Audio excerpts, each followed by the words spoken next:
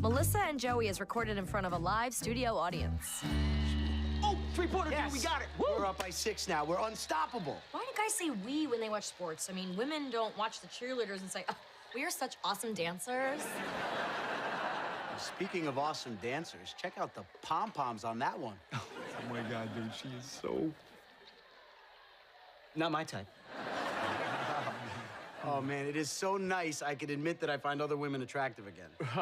It's like when you're married, you have to pretend that your sex drive died, along with all your opinions. Gee, Charlie, it is such a mystery how your marriage didn't survive. I'm telling you, man, getting divorced was the best thing that ever happened to me. Divorce was pretty good for me too, buddy.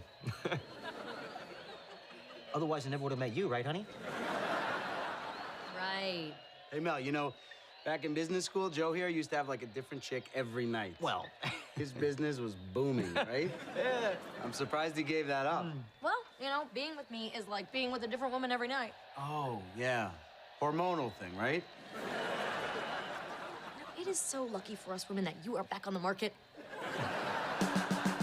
It's all good, it's okay, it's all right, as far as I can see, it's all good, it's okay, it's all right, I guess you're stuck with me.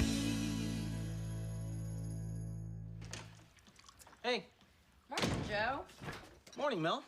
Oh, hey, so look, since you're gonna be going to this museum work thing tonight, I think I'm gonna go hit up a couple of bars with Charlie. Oh, so you're going bar hopping with your horn dog pal? Yeah. Are you gonna get there in time for sleazy hour, or is that just what they call it when Charlie gets there? I'm trying to be a supportive friend here, honey. All right, he asked me to be his wingman. I'm gonna go. I'm gonna, talk him up to the ladies, make them look good. That's gonna take a lot of talking. You really want to do this? What's the matter, huh? You don't trust me at a bar? Well, of course I trust you. I just don't trust Charlie. But, fine, you can go. Oh, so I have your permission. Well, I mean, do whatever you like, sweetie. Because as we both know, I trust you. Thank you. Have fun. But you don't mean that, do you? Not at all.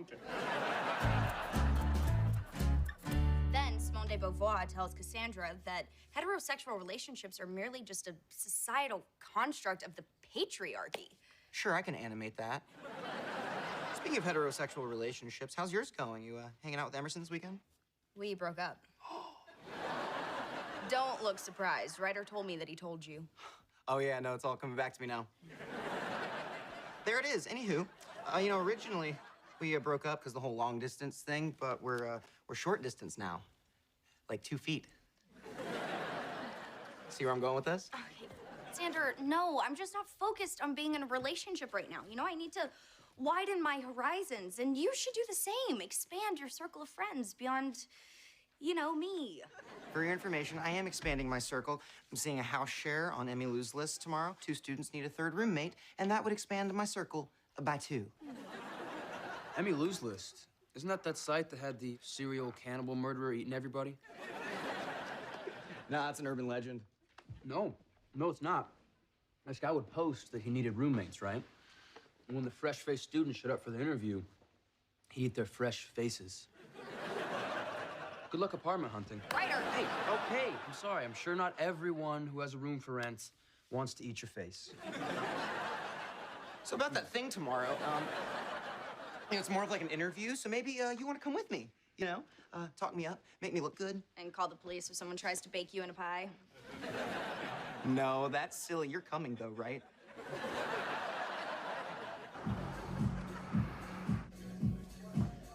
The pond is well stocked tonight. What's the matter with her? She was looking at you. In fact, every woman who's here by herself is just gonna want to talk to you. You're too damn good looking. It can be a curse. All right. The 2-on-1 is not gonna work. New strategy. We tried the pick-off, all right? Look at those two. I take the brunette, you take the redhead, divide and conquer. Well, wait. I'm just really here to talk you up to the ladies. I'm not here to conquer anything myself. No, and you don't have to. Just peel that one away so I can talk to the brunette. Yeah, but what if she gets too interested? I mean, when ladies start talking to this. It happens. Come on, it's just flirting. Catch and release, man, Reel her in and then set that guppy free. That's it. Oh, and don't mention you have a girlfriend, all right? Apparently, that's a turnoff for some women. I don't know, Charlie. For me, Joe. Come on, do this one for me, please. I got a good girl at home, man. You know, I don't want to partake in anything that could get Oh, sketchy. all You know, right, all right, okay, I see. You don't think you can do it anymore, right? Is that it? You think you've lost your game? Wait a second, back up, dude. Okay. First of all, I created game. I could get the number of all these women in here if I wanted to, all right? Half the guys if I was so inclined. Watch and learn. Ladies, good evening. Hi. All right, look, let's just cut to the chase. Are we the 4 hottest people in here tonight or what? You two play your cards right, and Charlie and I may let you hang out with us. Oh, lucky us. I'm Darcy, and you are... Buy me a drink and I'll tell you. Oh, you think you're worth a drink? Several, and all top shelf. Come on, let's leave these two alone. They look like they're about to hit it off as well as we are. You're pretty confident. Well, it's not me, it's you. You're just bringing me out of my shell.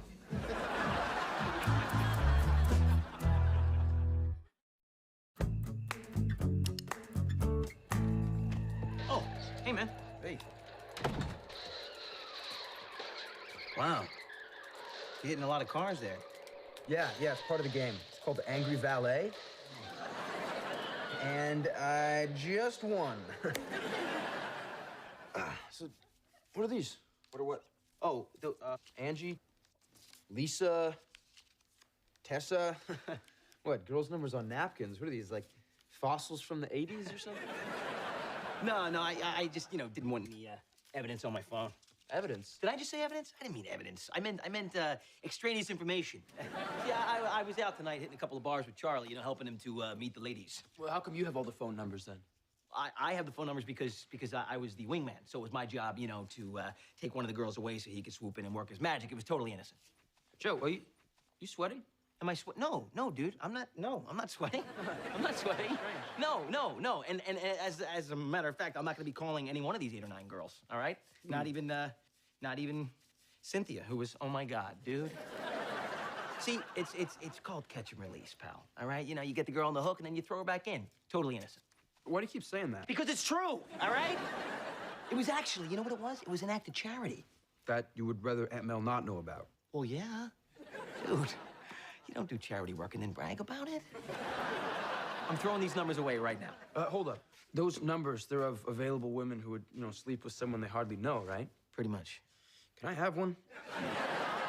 Ryder, come on. You know the old expression. Nope.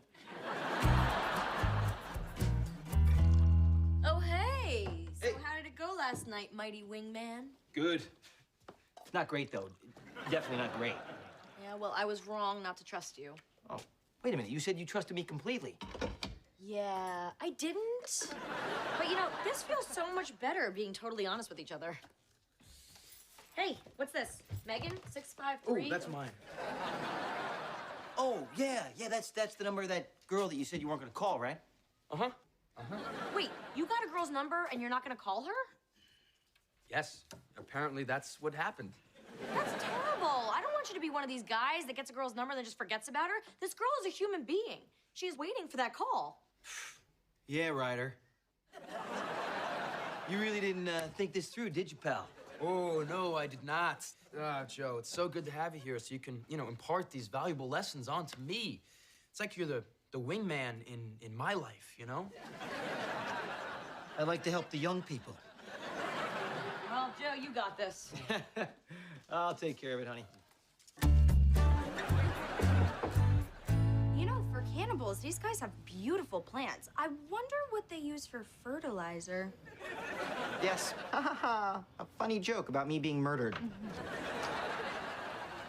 Hi, you must be Xander. I'm Chris. Oh, you're a girl. How about that? Chris is a girl. I saw. And I'm Jordan. Jordan's a girl, too. Come in. But please take off your shoes. We kick it Asian style. I love Asian style. And kicking it. Okay, No, it's fine. Please. Don't wait for me. I'm doing a create your own major, the impact of imperialism on female sexuality. And Jordan studies dance. Wow, you can kick that high.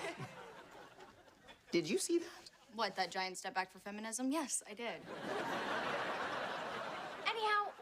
for a roommate who's chill. Oh, I'm chill. So chill. Almost frozen. We're not uptight here. You can walk around in your underwear if you want. We do it all the time. I'll keep an open mind about that. So, is this your girlfriend? No, no. No, we're just friends. Yeah, no, I don't have a girlfriend. Me neither. Or a boyfriend. Or whatever. So, Xander, I have to confess, we looked you up online. We love your Cassandra web series. Such great stories. Thank you. Actually, the series is based on my short stories that are mine, written by me. Great. The room that's available isn't that big, but bonus, we do have a hot tub. It's small, but it fits 3 if you don't mind getting cozy. Come see. You know, I don't even care if they turn out to be cannibals.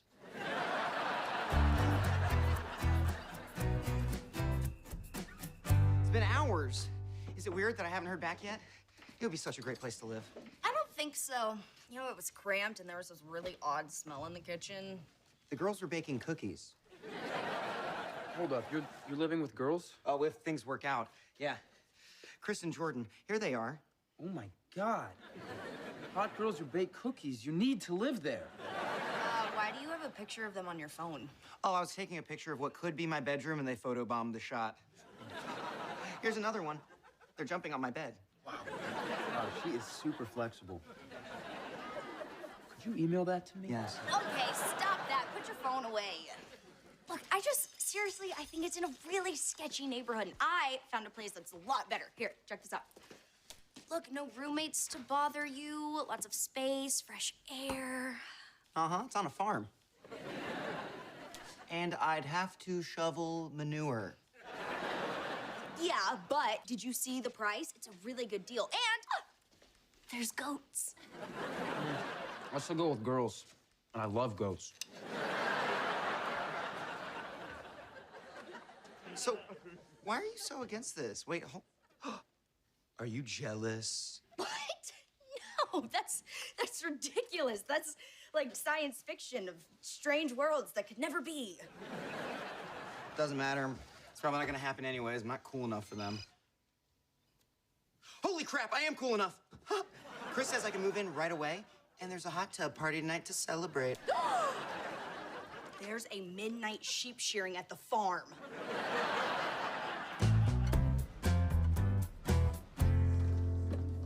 So, not that I don't love coming to your work functions with you, but how long do we have to stay here? At least until I can find the new development director of the museum. I've got to go say hi. Well, I'll help you find her. What does she look like? Oh, that's her over there. Oh, good. Let's go say hi, because the sooner we say hi, the sooner we can get... Oh, you know what, honey? Are you sure you wanna say hi to her? Because she looks like a boring suit to me. I mean, there's so many cooler people here that we could be talking to, you know? Oh, what about that guy in the ascot? He looks very interesting. I bet he lives on a yacht. No, okay, look, come with me. All right, I can't remember her name, so you introduce yourself, she'll say her name, and then I won't look like some diva who can't be bothered to learn anyone's name. Yeah, it's Darcy. What? How do you know that? How do I... Because I read her name tag. What name tag? Oh, must have fallen off. You know what, honey? You're getting caught up in the details here. Come on, we're at a party. Hello, Councilwoman. Oh, hi. Hi. Oh, well, I didn't expect to see you here, Damien. What? No, this isn't Damien, this is Joe. Oh, no, this is Damien Del Marco. Special Agent Damien Del Marco, right? There seems to be a little confusion here. Sorry, I didn't mean to blow your cover. But I was looking forward to seeing you again. Why haven't you called me? Yeah, why haven't you called her? Hold on. Is this your girlfriend? Yes. My beautiful, beautiful girlfriend. Then why were you in a bar hitting on me? Wait a minute now. In all fairness, I don't think I was hitting on you. You said you and I were the best-looking people in the bar. And how is that hitting on somebody? You gave me your phone number. I gave you my... Are you sure about that? I don't really... I mean, I don't think I gave her my phone. I have a girlfriend, okay? And we don't... Oh, honey, look at that. Little cheeseburgers. Come on. I'll tell you. They just make them littler and littler every year, don't they? It's not your phone? What is that my phone? It's my phone. Who's calling me? You gonna get that? Damien? It's called catch and release, honey, all right? It's harmless. Would you keep your voice down? I work with these people. But I swear, okay, nothing happened. You know, I exchanged phone numbers with 6 other women that night, too. Great! Oh, that makes it so much better. Hey, look, if you want to be mad at somebody, be mad at Charlie, all right? This is his fault. It was all his idea. He made me do it. Oh, he made you? Is this the same Charlie you said was such a great guy? You know what? I'm starting to come around to your way of thinking on that. I think Charlie may have some serious character flaws. Is that your professional opinion as a secret agent?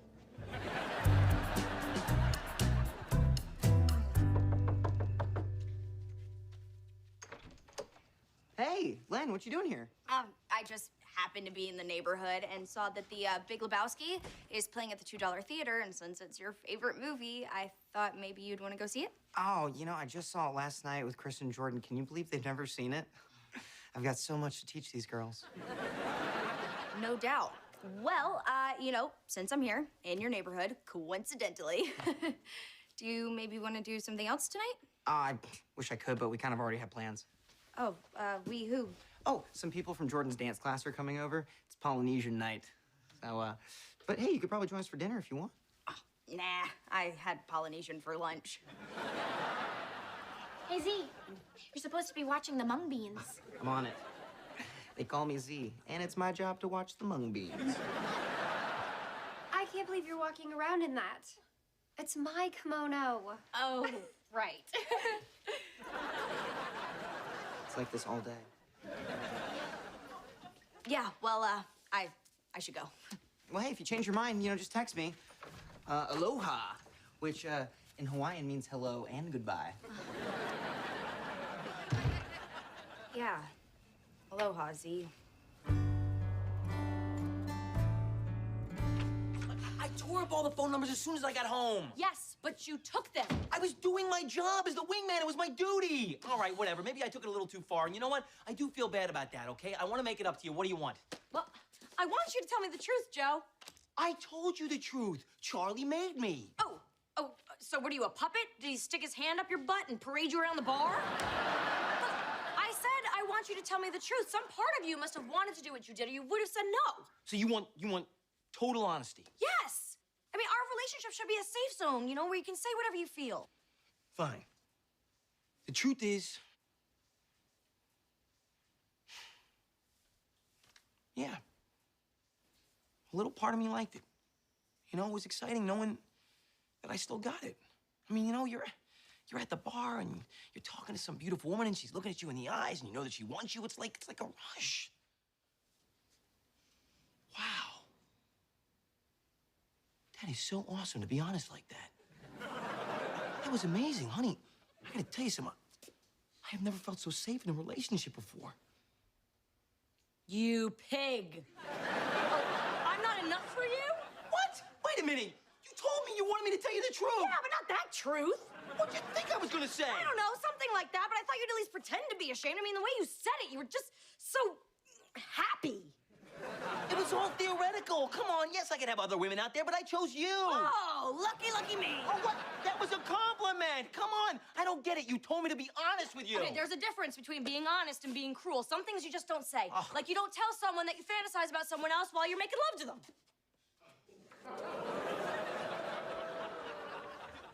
Wait a minute.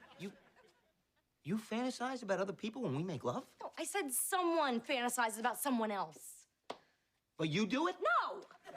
Sometimes, here and there. Look, as long as I don't act on it, you know, it's okay to think things. It's okay to have fantasies. Fantasies, exactly right. That's all I was doing. I was fantasizing. Only difference is you role play up here, I was role playing at a bar. It's the same thing.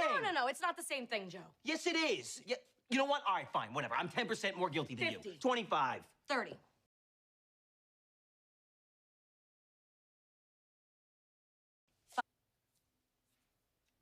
Who do you fantasize about? Is it Antonio Banderas? Is it? Because, I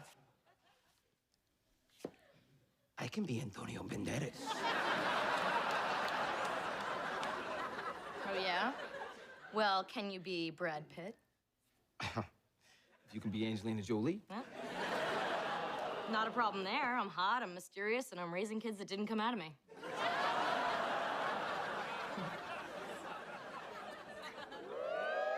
Wait a minute. Are you still mad at me? Shh, Brad, don't talk. I'm trying to concentrate here. What?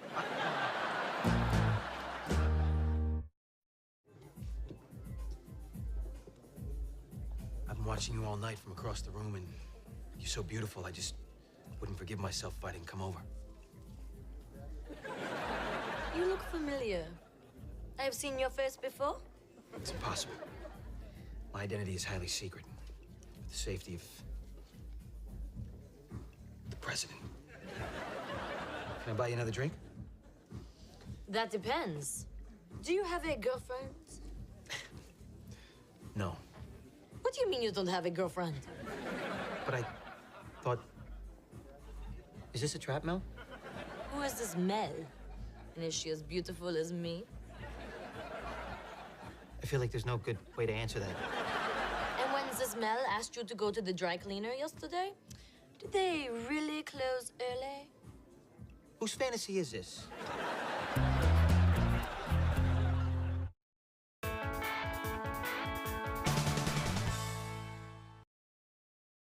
Melissa and Joey is recorded in front of a live studio audience. All right, mixing up a picture of your dad's favorite drink. I hope it's the way that he likes it. The way he likes it is served in a stripper's navel. That's too bad. All of our strippers are in the dishwasher. Do me a favor, take a little sip of that and tell me if it's good. Whoa, slow down. What are you doing? Mentally preparing for my father's visit. Honey, I don't understand what you're so nervous about. You know, your dad's proud of you that you're running for state senate. Not to mention, for a change, he's actually being supportive. Well, I'm not nervous about the announcement. I'm nervous about something I haven't told him. Oh, come on, baby. You can tell me. What are you so nervous about? No, nothing. You know, it's just when he gets here, don't do that. And don't call me baby. Wait a minute. You even told your father about us. Well, he's always been super critical of the men I date. I mean, the ones who were long-term. You know, who made it till morning. Morning, yeah. That's an impressive milestone for any relationship. My dad's a little tricky, so let me wait till the right moment to tell him, okay? When he's in a receptive mood, I will deftly ease him into it like a warm bath. Pumpkin, give me a hug. Joe's my boyfriend. There's nothing you can do about it. Hey, Russell, what's up? It's all good, it's okay, it's all right, as far as I can see, it's all good, it's okay, it's all right, I guess you're stuck with me. Look, Joe and I never thought this would happen. It really just kind of crept up on us. Yeah, it was a total surprise. Honestly, never in a million years did I think I would end up with this one. Okay, too far. Well, it's not exactly a shocker. Frankly, I thought you'd been tipping the help since day one. Wait, you thought Joe and I were already a thing? Why else would you hire this fine-looking, yet totally unqualified young buck to look after my grandchildren? Thank you, Russell. That was like 60% compliment. Well, I don't care what you think about my relationship because I am a fully grown 31 to 35-year-old woman who looks 28. All kidding aside, Mel, I think you got yourself a good man. You do? You really do? Aw, thank you, Daddy. Oh, you know, if you were to leave right now, this would be the perfect visit. I have to say, honey, dinner tonight with your father was actually tolerable. Yeah, you're right. He was sweet, polite, restrained. Something's wrong. What are you doing? Looking up the symptoms of late-stage syphilis. Honey, I think he just has early stage of getting old. You know, sometimes, you know, when guys get a little older, certain levels start to drop, and, you know, the old lion becomes less concerned with taking down the gazelle and, you know, is happy to just sit in the sun and see how well his progeny are doing. Have you been watching The Lion King again? There's a lot of deep stuff in there. Just because it's a cartoon doesn't mean it's not scientifically accurate.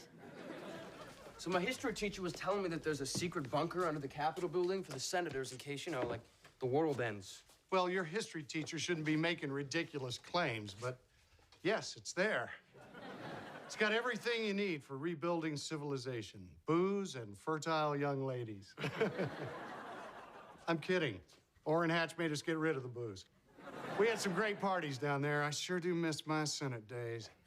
It's reassuring to know that after the apocalypse, our sexist way of life will continue. Isn't it?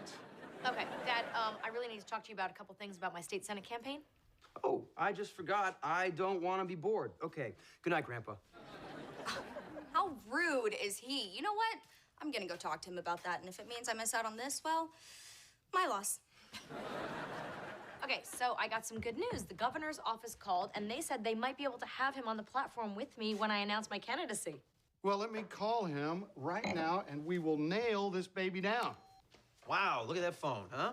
You know, Russ, when you're done with that, I'm sure the Smithsonian would love to have it. Laugh if you must, but this old workhorse has stood by me since 1997. If you want to really help Mel's campaign out, you're going to need a phone that sends out tweets and Instagram photos. Whoa, whoa, whoa. Slow down there, Bill Gates.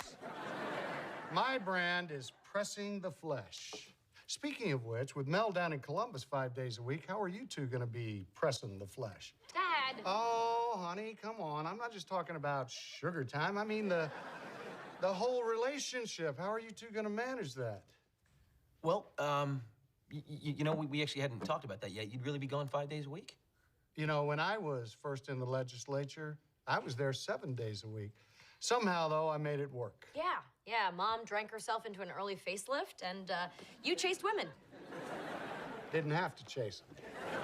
I guarantee you, Russ, Mel and I are going to be working it out a lot differently than that. Yeah, of course you will. Hey, you know what, Joe? You could tag along with Mel down to Columbus. No, I can't be tagging along anywhere. I'm right in the middle of building a business here in Toledo. Yeah, but I would have to be in Columbus practically full time. Hey, you know what?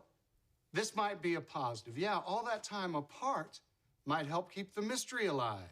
Like, why isn't she answering her phone? Or, who's he with tonight? You know I'm just messing with you. Oh, why so serious? Ooh. Lennox, can you please come in here just for a minute, please?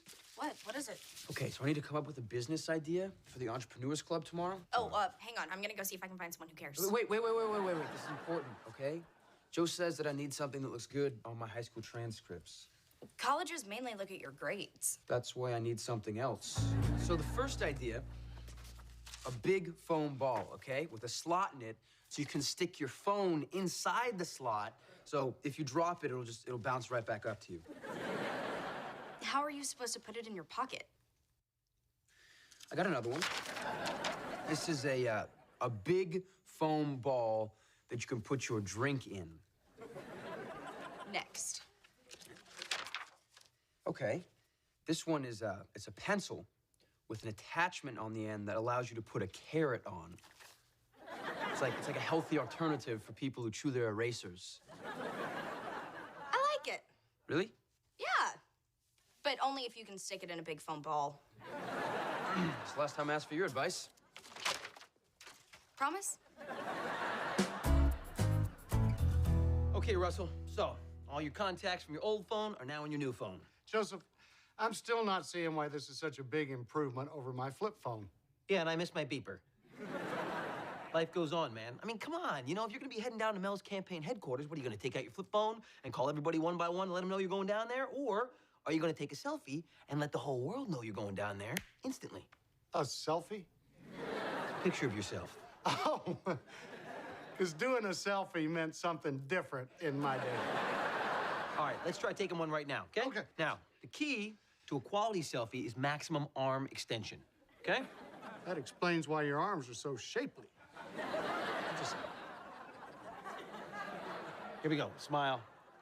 Boom. All right. Russell, what can I do for you? What?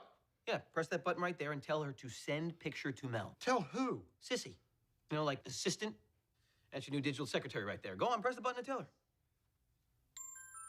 Sissy, send that picture to Mel. Right away. And might I add, nicely composed shot. Well, thank you, little lady. Although it was mostly Joe. Oh, man, you're just messing with me, right? Welcome to the modern world, Russell. So I just say it and she does it? Your ideal woman, huh? Wow, Dad, I am impressed you already learned how to email a photo. She got our picture. I didn't even press a button. That is amazing. I'm gonna have so much fun with this thing. Are you still there, darling? Do me a favor. Send Joe Biden 50 pizzas. Excited about a phone. That is not my father. Yeah, well, Mel, your father's getting older, you know? Lying at sunset. Circle of life, baby.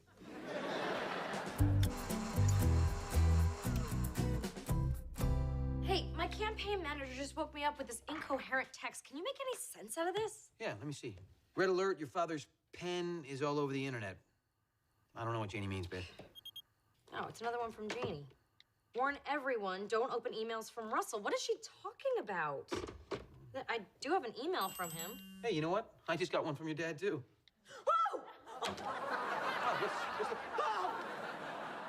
Whoa!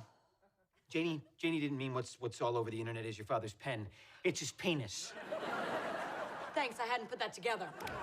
What is my father thinking, and how many people did he send this to? He sent it to his entire contact list, babe. Which means we gotta get to the kids. The kids! The kids! Lennox Ryder, don't look at your emails! Delete! Unsubscribe! Delete!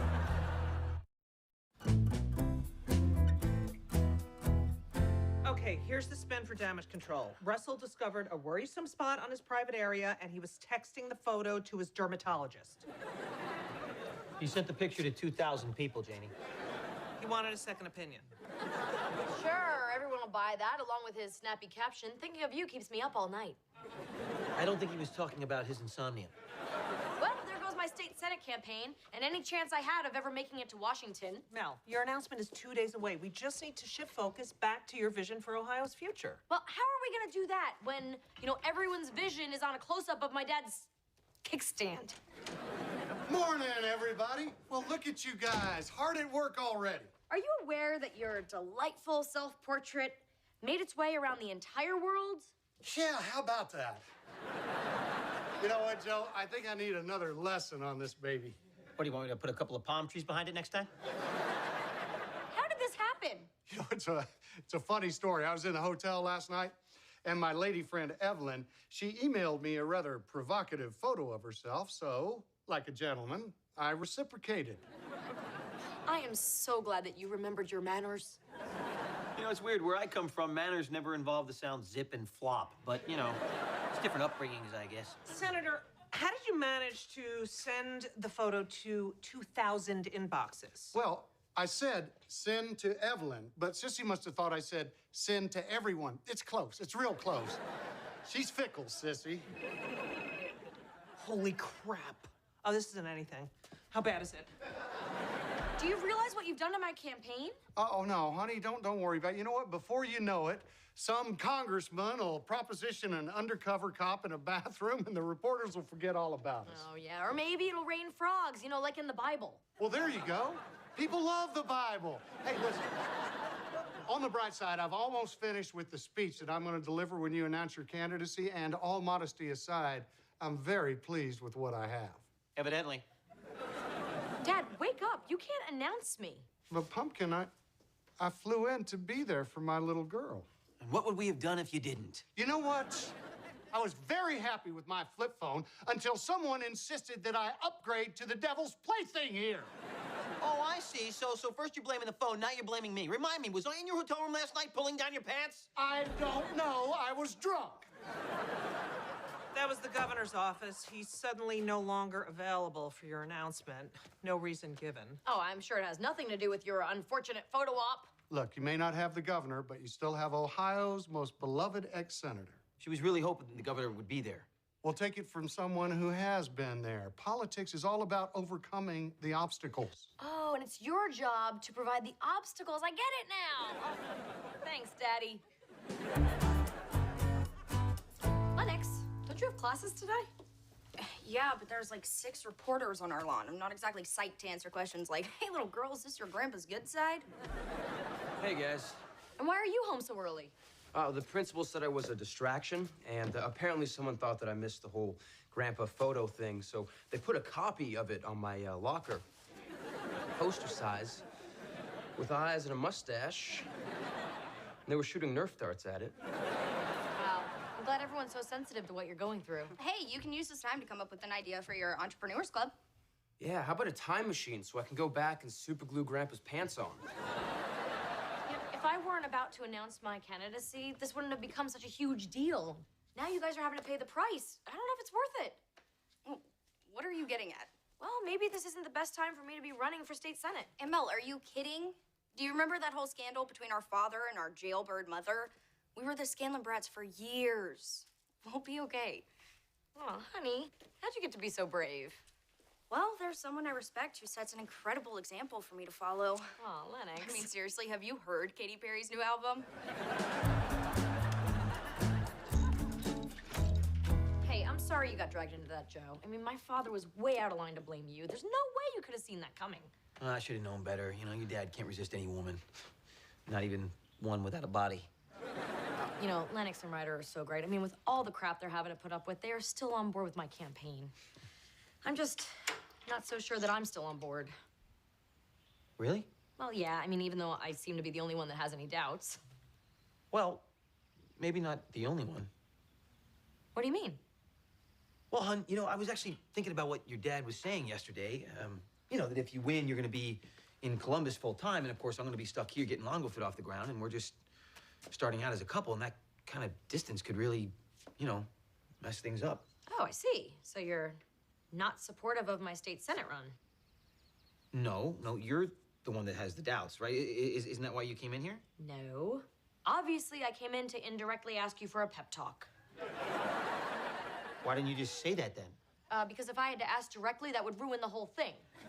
Right now, you should be saying, don't doubt yourself. You're strong, you're beautiful, you can do anything.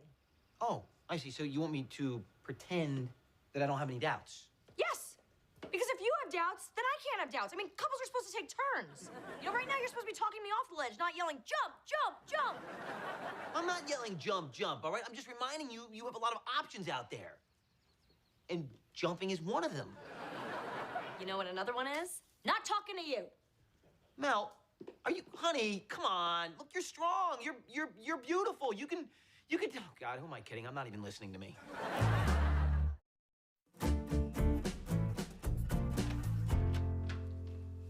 Read this and tell me it's not a great speech. Why are you showing this to me? Well, so someone can appreciate what I do for my daughter. You know, Mel doesn't want me involved at all.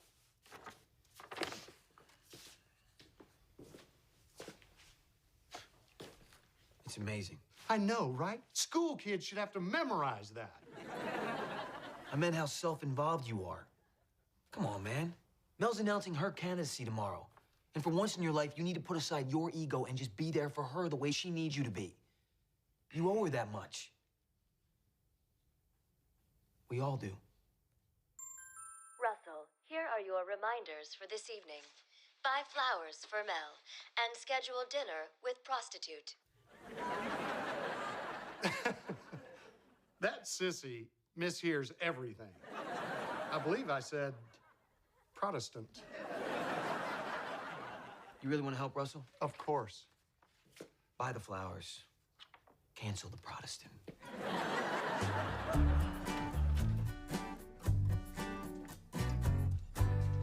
Whoa, what's all this? This is my idea for the Entrepreneurs Club. Check this out. Thinking of you keeps me up all night? Cha-ching. This right here, this is gonna be the biggest selling t-shirt since I was stupid. Yeah, but you are kind of selling out Grandpa. No. Grandpa did this to himself, okay? He embarrassed us. This is just payback. Yeah, but you're also selling out at Mel. If her campaign is gonna have a chance, this whole thing needs to blow over, and, this isn't helping. Yeah, well, genius ideas like this do not come along every day, okay? What about that awesome cell phone and a foam ball idea? You said that sucked. Great ideas are always laughed at first. You know, look at the Wright brothers and Gandhi and Dancing with the Stars. Okay, well, this t-shirt will definitely make me the $100 I need to stay in the club, so is that really so wrong? I don't want to judge you in any way. You do whatever you think is right. And then when you die, enjoy hell. I can't believe this. Well, believe it, these tweets about you are overwhelmingly positive. Look, oh, sorry, I just have post-traumatic sexting disorder. After your father's selfie, we took a poll, and it turns out there's an incredible surge in sympathy for Mel Burke. Yeah, people feel like you've been unfairly tarred by your father's indiscretion. The results are, people love you, Mel. You're welcome, Pumpkin. Hey, look at that. I just got a text from the governor's office. It turns out he's suddenly available for us. Wow, Huh? this flip has flopped. I'm gonna go lock him in right now. Wow, those are amazing numbers. Sweetheart, your campaign is ready to launch. You are on your way. Well, that depends. Does my significant other still have any doubts? Joe? Mel, I gotta be honest with you. I don't think you should run for state senate. You still don't? I think you should run for Congress. Isn't there gonna be an open seat next year, Russell? Yes, Pat Geary's retiring. The seat for this district is up for grabs. Well, where's this coming from? Come on, honey. You always said your ultimate goal was Washington. Congresswoman Burke. It's got a pretty nice ring to it, wouldn't you say? Oh, I'd vote for that. In fact, I'd pay homeless people to vote for that. Okay, look. You've done enough. Well, Joe, that is really sweet, but I don't understand. Washington is a lot further away than Columbus. And you know what? We're gonna make it work. It's over a year from now. Our relationship will be a lot stronger by then. And you know what? Longo Fit will be nationwide by then. So I'm gonna be spending a lot of time in D.C. myself. Yeah, well, I can trim the fat out of the budget, and you can trim the fat out of the politicians. Yep. You two are going to be the ultimate power couple. Come on. Let's get a picture of all three of us together. All right, ready? Come on, get in here. All right. Smile. All right, let me see. You scrolled back too far, honey. We're canceling your plan.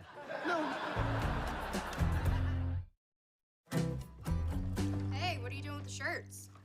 Throwing them away, along with all that money I would have made. Thanks for guilting me. Anytime. Look, you're doing the right thing. Where did these come from?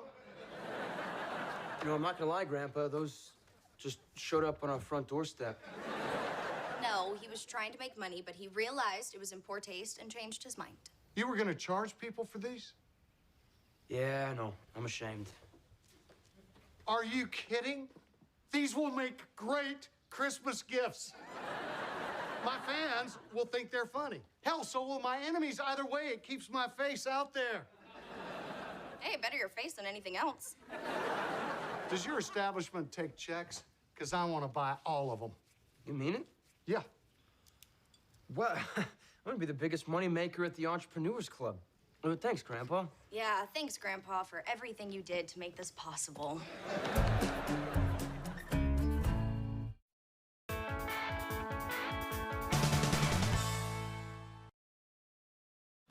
Melissa and Joey is recorded in front of a live studio audience. Just think, Lennox. Now, thanks to Costco, we can cross toilet paper off of our checklist until the year 2035. I don't know, Aunt Mel. You did buy a lot of fiber bars. Okay, you better go help Ryder with that case of light bulbs. Hey, oh good, you're home. Joe, how are your eyes? Perfect. Damn! I just bought 24 pairs of reading glasses. Why would you do that? Because they're cheaper by the case. And because I imagine us growing old together. I like the sound of that, and you know what? I can top it. You know how you've been saying lately that now that we're a couple, I should think of our house, you know, not just as your house, but as our house. And that, you know, I should feel free to put my little personal touches everywhere? Yeah, and I meant it, sweetie. Well, the universe must have heard you because you were not gonna believe what my mom just sent me. All right, babe, I want you to say hello to the newest addition to our living room. Hi.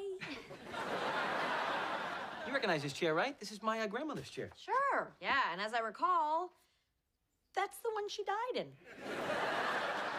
It is. It is. This is the very spot where my Nona took her final breath and went to heaven, leaving nothing here but her cold, lifeless body. Now the chair is ours. You know, Joe, I really don't deserve this. I guess you're stuck with me. So I guess my mom, you know, finally started to divide up all my grandmother's things, and it was her special bequest that this chair go to me. Well, it certainly is a large bequest. You know, my grandmother used to keep a bunch of stuff in this chair. You know, normal grandma stuff, like her poker chips and her flask and, you know, her, wait a minute. Yep, her switchblade. This takes me back. You never told me. Was your Nona a shark or a jet? Hey, look, I know you spent a lot of time decorating this room, and the whole look of it is like, you know, it's a big deal to you. Oh, it's not that big a deal. It's just like a window into my soul. I just want you to know that now this chair is in here, I really feel like, you know, it's my home too now. I thought you felt at home when I added this adorable baby picture of you and your mom. And that was very nice of you to do that, but like I told you before, that's my brother. No, it's you. But honey, this chair here is very important to me, because honestly, this chair is very symbolic of our whole relationship, because if it wasn't for my grandmother and this chair, you and I would never have gotten together. That's why it's so special to me. Aww. Well, if it's special to you, then it's special to me. Oh, yeah, you can really smell the specialness. Ready, dude? Yeah, dude. What's going on with you two? You guys are suddenly best dudes? I just need his help to move some stuff. And Ryder's the strongest guy you know? Sadly, yes. All my friends are artists, so amongst my peers, Ryder's a gorilla. Oh, you know what? Honestly, I believe that, judging by all the hair he leaves in the shower. Well, you want to be technical about it. He's not helping me move. He's helping Jordan move. She just bought a new bed. Oh, that's right. You have those girl roommates with beds they need moved. Shouldn't their boyfriends do that? They don't have boyfriends. Oh, we should go. We don't want to keep the girls waiting. Oh, yeah, all right. Let's go lift some stuff. Why is Ryder so excited about lifting things? I can't even get him to pick up his own socks. They're helping move furniture for Xander's helpless and obviously manipulative female roommates. One might say you are displaying some possessiveness about a certain ex-boyfriend whose name begins with Xander. Okay, for the record, I have no feelings for him. I don't care what he does with those harlots. Harlot? That's highbrow for a skank. Anyway, it doesn't matter, okay? He can go over there and move whatever he wants. I've got something that needs moving. It's in the living room. It's the color of hummingbird vomit, and it's already killed once.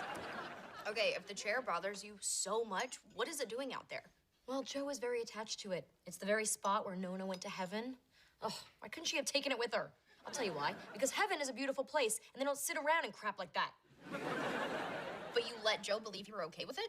Well, I kind of half smiled, and he saw a whole smile. Oh, so you faked it and he believed you. It's not the first time I faked it with Joe. No. When I tasted the smoked duck he made. Okay. Smoky and ducky. So, how are you gonna fake your way through that photo shoot on Sunday? Oh, is that magazine guy coming here on Sunday? That's what it says. It says, Toledo Living is looking forward to taking a peek into Councilwoman Melberg's beautiful home to get to know her unique sense of style. Oh, wait, you know the timing of this is pretty funny. In a sad, unfunny way. Oh, the chair! Hey, I'll give you $50 if you set it on fire. Okay, really? That's the best you can come up with? Okay, 75. Why don't you just ask Joe if you can move it out of the living room for a couple of hours? What, you mean be honest? Yes. Okay, I'll try it, but only because I'm desperate. Jordan, your bed is all set up. Yeah, we should probably call the furniture company because they obviously gave you like way too many screws and brackets. Thanks so much, you guys. Do you mind if we pay you in last night's pizza? Oh, sure. Score. Wow, Xander. I don't think I've ever actually seen you sweat before. Must be all that heavy lifting. Well, fortunately, I have an extensive background in construction. In middle school, I built my own Sydney Opera House entirely out of popsicle sticks to scale. That was cool. So, Ryder, what's your story? Not much to tell, really. I'm a senior this year, and I have no idea what I'm doing after graduation. Life after college is kind of a void for me, too. Good thing I have 2 more years to figure it out. College? No, I'm actually a senior in college, yes. And, you know, not knowing what the future holds is really part of being a senior in college, like myself. Yeah, it's pretty stressful for my older buddy Ryder. So, what's your major again, old-timer? Oh, you know, political biology. Sounds interesting. So relieved you think so. I'm a dancer. That's great. I think I've used up all the words in my head. Oh, hey, I almost forgot there's one more thing in my bedroom that I need you to move. Do you mind, Ryder? Well, actually, I'm already feeling kind of sore from the Yeah, no, I've heard nothing relieves muscle pain faster than heavy lifting. I learned that in college in advanced psychozoology.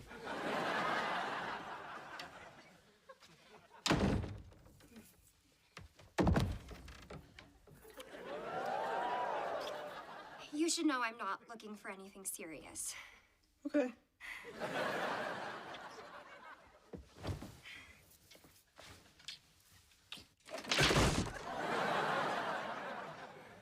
I can fix that. Or can wait.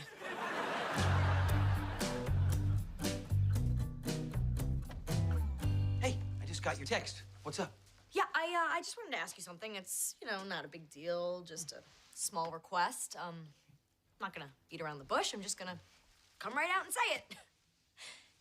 When's that gonna be exactly? You know, how that guy from Toledo Living magazine is gonna come over for the photo shoot? Well, it's happening this Sunday. You think you're gonna get to your point by then? Well, I was thinking we could use those big old sexy biceps of yours and maybe move Nona's chair out to the garage, just temporarily. What are you talking about? Your big old sexy biceps. I don't understand. What's wrong with the chair? Nothing at all. I mean, the chair is perfect. It's just, does it really have to be here all the time? Why did you just air quote that? Well, we can just take it out for the photo shoot, and who knows, maybe it'll be happy out there and want to stay. Ah, okay. I see what's going on here. You talked about how important Nona's chair was to you, but really you were just swallowing your feelings. Like, I don't know, smoky duck? You knew? Of course I knew. I can see you choking on my duck. You can barely put my duck in your mouth. I was just trying to make you happy. Oh, you know what? You hate this chair. You want it out of here. It's just a chair. No, it's not. It's a piece of me. As a matter of fact, it's the only piece of me in this entire room. No, that is so not true. We have this lovely portrait of little baby Joe. That's my brother! Joe, the chair just doesn't fit here. You talk about us building a life together, but you only want it on your terms. Joe. Nah, forget it. You know what? Fine. I'll get the chair out of here. It'll be gone before Sunday. And you know what? In its place will be a nice big empty space that can remind us of the gap between you and me. So we're good?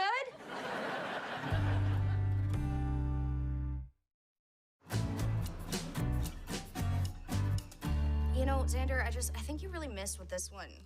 Cassandra's just been betrayed. Her face should be a mask of shock and disgust. Okay, like what? Can you show me? It's more like a mask of constipation. Look, Lennox, I really just don't know what look you're going for. Oh, hey, guys. Hey, Joe, where did this awesome chair come from? It's great, right? Yes, it's so cozy. It's like sitting in a hug. Oh, maybe you could tell someone else who lives in this house just how great you think that chair is. Someone died in it. They must have died happy. Hey, well, don't go falling in love with it, Xander. I'll be getting rid of this chair tomorrow morning. That's right. This unappreciated, cherished memento of my childhood. Well, the chair's going. You must be happy. You'd think. Normally, I'm a big fan of getting what I want, but, Joe's guilt trip is ruining the whole thing. Relationships. You guys are so lucky you broke up. Oh, my God, am I sitting on a knife? Nona was pretty gangsta. I'm making a late-night snack, 'cause I'm hungry, yes I am. Is that Ryder singing? Yes. He's been doing that nonstop since he helped her roommate move her bed. It's just constant singing and dopey grins. It's like he's the lead in a horrible, horrible musical. The Book of Moron. I'm using the yellow mustard, 'cause there's no Dijon. Okay, do you have any idea what that's all about? Yeah. He had sex with my roommate. Oh, that's the look you were going for. Shock and disgust. Don't move a muscle. Okay, and where were you when this hookup happened? Well, I was in the kitchen doing dishes with Chris, because it was my night. Actually, it was sort of Ryder's night. Okay, the whole situation in that house of yours is completely sleazy. Random hookups, hot tub parties, girls all over the place hitting on you, him hitting on him. How could you let my little brother get corrupted? Who's taking a bite of this sandwich? It's me, Ryder. Hey, seems like he's handling it pretty well. Xander, my man, up top. Hey, listen, I got a question for you. I've been trying to get a hold of Jordan, and she's not responding, so how many times an hour should I be texting her? Ryder, Have you thought of the possibility that maybe she's not into you as much as you're into her? No, you weren't there. Trust me, there is no way that she does not want another helping of Rider Lovin'. Oh, God, I really hope you didn't text her that. You know, man, if I were you, I would just maybe wait until she makes the next move. I mean, okay, but I mean, it sure is weird that she hasn't texted me yet.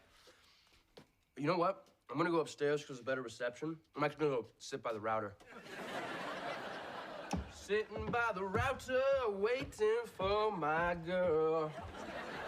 Jordan's never texting back, is she? No, she's already moved on. Twice. This is all your fault. You have to tell him that it's over, that your roommate has moved on to her next dance partner. Yeah, but when I tell him there's gonna be tears. If you don't tell him, there's gonna be tears.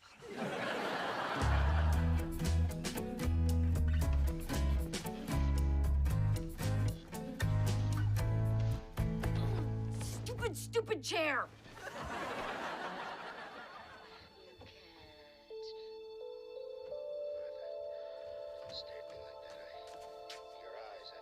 Don't touch that dial. I'm watching my stories. Nona, you're here. I mean, hi, Nona, it's me, Tiffany. I know it's you, Mel. I'm dead. I see everything. Okay, well, I swear, I was only in that handicapped parking space for like 3 minutes, tops. Oh, knock it off. I've got a bone to pick with you. Why can't you accept my chair? You know, it doesn't really go with the rest of the room. Plus, you kind of died in it. People do worse things to furniture every day, especially in hotels. Never touch the comforters. Oh. I knew it. You must accept the chair into your house the same way you accepted my Joey. Have you accepted my Joey? I've definitely accepted Joe. I think I've accepted Joe. Have I accepted Joe? Uh-huh. Now we're getting somewhere. The first step in accepting my Joey is to sit in this chair. Well, I can't. I mean, because you're sitting in it. I'm a ghost. Watch this. Watch what? Boo! Oh! It never gets old. Nona, how is sitting in your chair gonna help me accept Joe? Sit in the chair. Sit in the chair.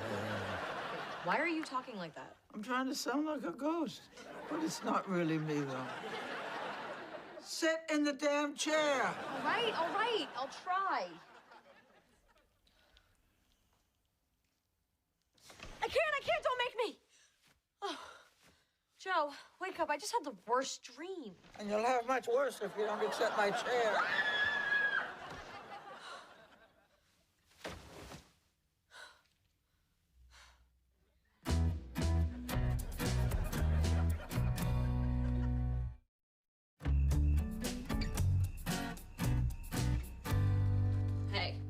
Hey, what are you still doing up? Oh, I just had the worst nightmare. Nona was a ghost and she was trying to force me to sit in her chair, and then she got in bed with me.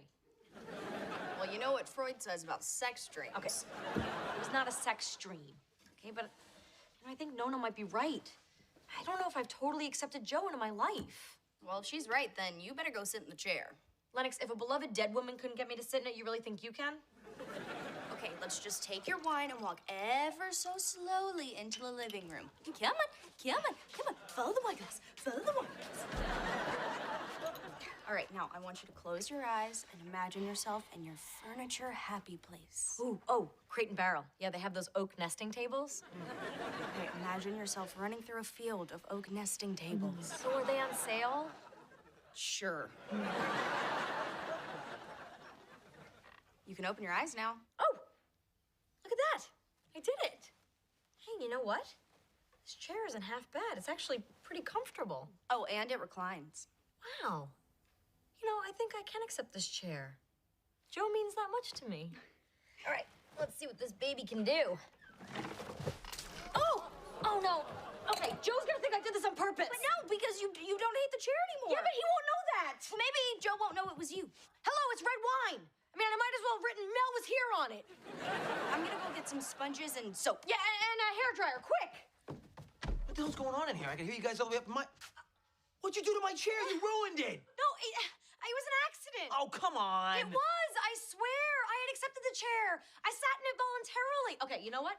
I'm gonna take the cover off, put it in the bathtub, and I'll scrub it till my hands bleed. Just let go of it, all right, you chair killer? This thing needs to be professionally clean now. Wine stains are my specialty. I once got wine off a dog. Mel, just let it go. Would you let it go? I said... Look what you did! What? You tucked it last. Wait a minute. Hold up. Mel? Look at this. Oh, my God, there's got to be like $10,000 in here. And there's a note. Dear Joey, there's $10,000 in here.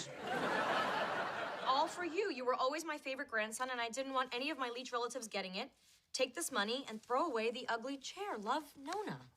Can you believe this? She must have sewed the note and the money inside the chair. Well, how are we supposed to find the note? I don't know. Clearly, she didn't have all the details worked out, hon.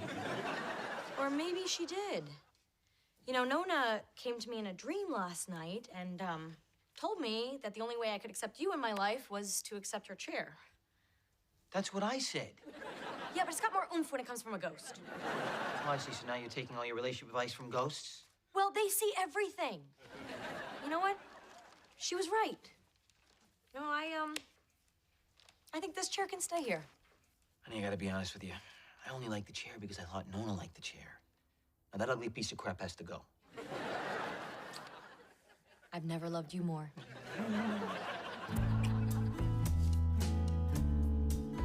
Okay, what I have to say might be upsetting, so I'm just gonna come out and I'm gonna say it. Jordan's not into me. It's about Jordan. She's not...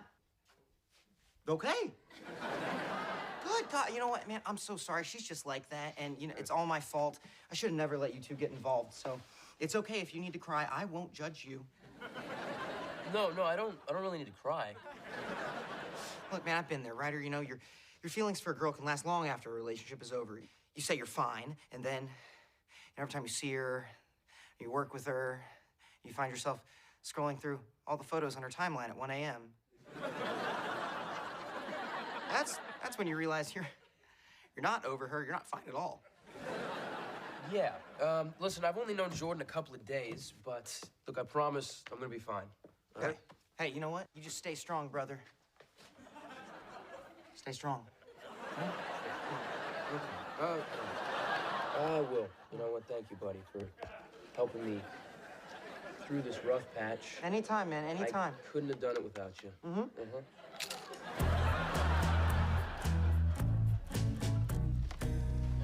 Bye-bye, chair. We'll miss you. Really? Where am I gonna keep my switchblade? So, what are you gonna do with the money?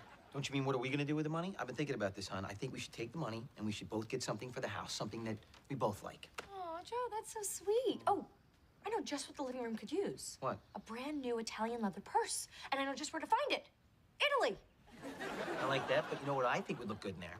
How about this? A motorcycle with 2 helmets. Yeah, no. All right, fine. I have another idea. What about I don't if... think so. You didn't even hear what I was gonna say. I'm trying to be considerate. I don't want to waste your time before I say no again. I swear, it's like we're already married.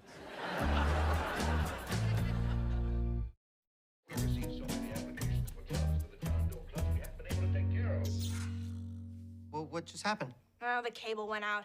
The company's so you gotta pay your bill on time. Now what do we do? Watch Avatar? It'll look great on my phone. Oh, I bet we can think of something better to do. Like what? Like this. Oh, okay. What's wrong? Nothing. That was great. That was really great. It's just that I don't think that we should do this because we're roommates. Does this have anything to do with your ex? No. Well, if you change your mind, you know where I live. I'm so messed up.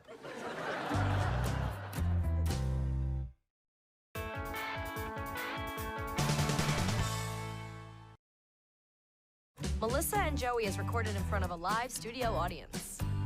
So in summary, you need to approve the loan for Longo Fit Virtual Gym because the only thing in better shape than its owner is its profit margin. Oh, great job. Really? You sure? It wasn't too long? It didn't feel too short? Joe, it's fine. Well, honey, fine is for losers.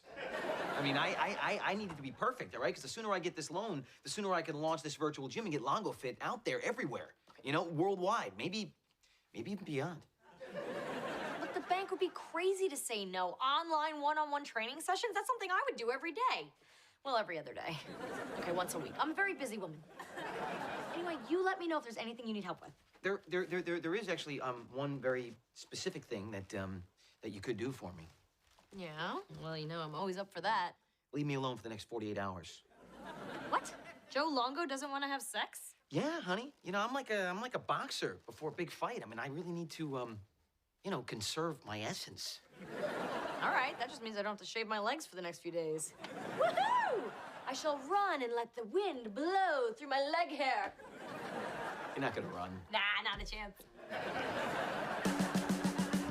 I guess you're stuck with me.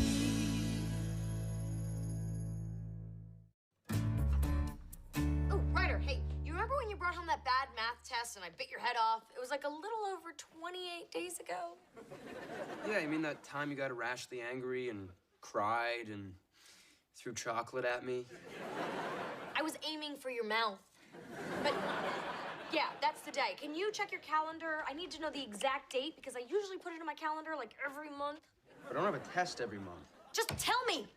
Hey, all right. Well, here it is. I brought home the test on the 14th, so that was, what, 6 weeks ago. What? No, I don't believe this. That means it's been 6 weeks since my last period. Your period. Your grading period. Yeah, I don't know why you're so worried about my grades, ML, okay? I got another test this week, and I'm gonna do better. I know what happens if I get another C. What happens? Oh, yeah, very funny. Yeah, like you could forget a punishment like that. Oh, I didn't forget. You know, so you live in fear of that exact punishment that is so awful that I just can't say it out loud. You can. See?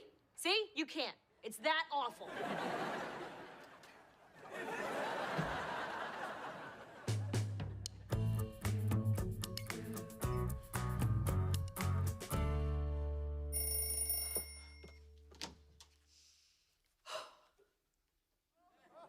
Oh, boy.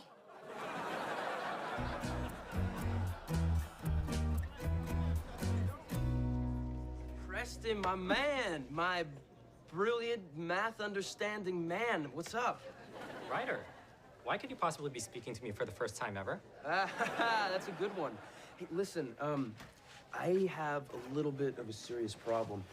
I need to get a B on my next trig test, or my aunt won't let me go to the senior trip to Washington, D.C. Oh, that's too bad. The DC trip was reputed to be the highlight of senior year. Students running wild, skinny dipping in the pool, jumping on hotel beds. That kind of thing appeals to you. Oh, it does, which is why I need your help. I think if you prep me for the test, I can get a B. I'll do it on one condition. You're friends with, Layla Peterson, right? Make her like me. That's a tall order. You're not exactly, what's the word? What girls are interested in. But if you want to run wild in DC... Okay, come on. Layla, hey. No, Ryder, I'm trying to study.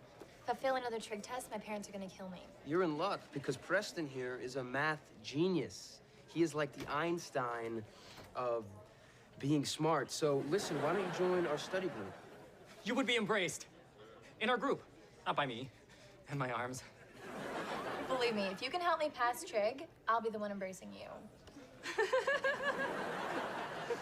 Take it easy, dude. You're steaming up your glasses.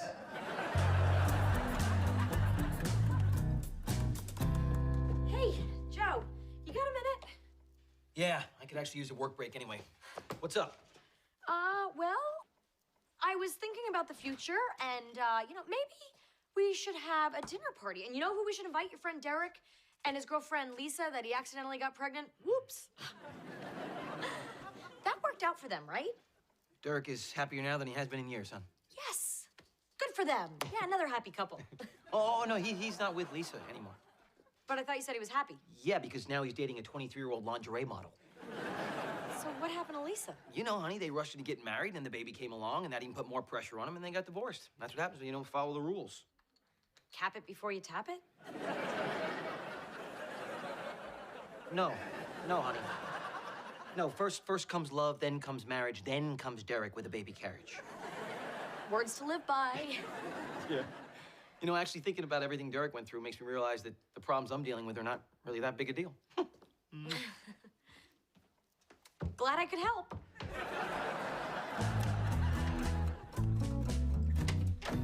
We have a problem. Tell me about it. I scratched my car. It's just a little one, but the thing is, when I got my car, Joe guaranteed me that I'd have an accident within a week. Well, you showed him. It's been, what, 10 days? Do we have to tell him about the scratch? Look, you lucked out. Okay, Joe is on the 48-hour no-bother list while he gets ready for his loan presentation, so you get your car fixed by then and I won't tell him. Seriously? Cool, thanks, Mel. Oh, you know what? I'll take my car to the body shop tomorrow before Xander comes over to work. He's been here a lot lately. I mean, I know you're collaborating, but are you collaborating? No, we are just platonic friends and absolutely nothing else. It's what we both want. And this is what I want.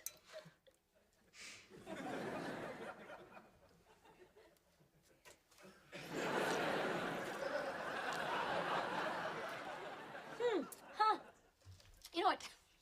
Turns out I just really don't want wine. What? You not wanting wine? What are you, pregnant? Oh my God, you're pregnant? Shh, I haven't told Joe yet. Okay, and he's very traditional. There's no telling how this will affect our relationship. He might notice if you put on 50 pounds and then a person pops out of you. Okay, I'm going to see the doctor tomorrow, take another test and find out when I'm due. And then, after Joe's presentation, I will find the perfect way to tell him. But until then, you do not tell a single person, understood? Okay, look, as long as you don't tell him about my car, you could be squirting milk from here to Cleveland and I still wouldn't say a thing. Okay, way to simultaneously support and traumatize me. Come on, girl, you can do better than this. Hey, Joe, how's your proposal going? I'm sorry, I don't speak bear. Okay, seriously, am I the only person who ever empties this thing? Yes, you are. Thanks, Joe. Can you grab me another bag, please? Yeah. Hey, what the? Who in this house took a pregnancy test? Me. Lennox. This is positive. Oh, yeah, that's not mine. You just said it was. Well, yeah. You're pregnant? If that is my test, then I have to say, yes, I am.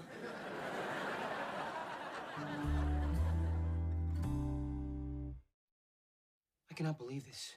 This is how we find out that you are pregnant? Okay, Joe, don't worry. I guarantee you will have a completely different outlook on this in like 48 hours. This is not something that time heals, Lennox. Who's the other father, huh? What is it, that Emerson punk? Oh, gross. I wouldn't even pretend to be having his baby. Well, if it's not Emerson, then it's gotta be Xander. I should have known better. You know, I never bought this whole platonic friends act you two had going on. Anyone can see you guys are so crazy about each other. We are not. Says the mother of his love child. Okay, Joe, just don't worry, all right? Focus on what's really important right now, your loan presentation. Yeah, sure, okay. Because as long as we got money, who cares how many pregnant teenagers are running around the house? See, that's the spirit.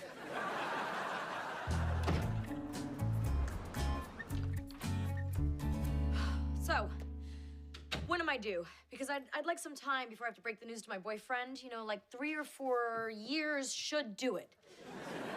Well, then I have good news for you.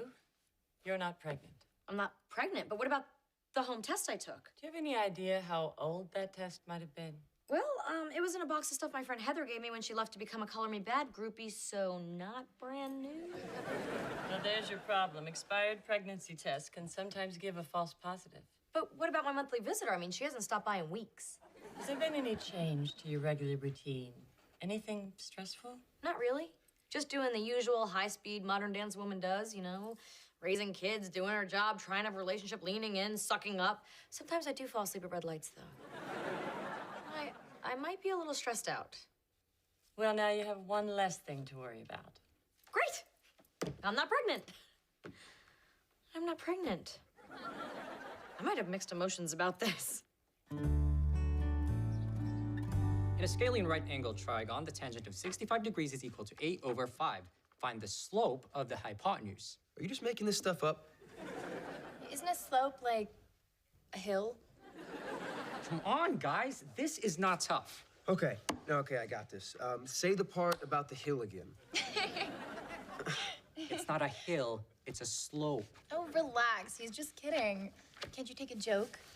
Ryder, you are so funny. Oh, you're so funny. You're supposed to be making me look cool. Yeah. Do you want to go to DC or not? Okay, all right, I'm getting there. All right.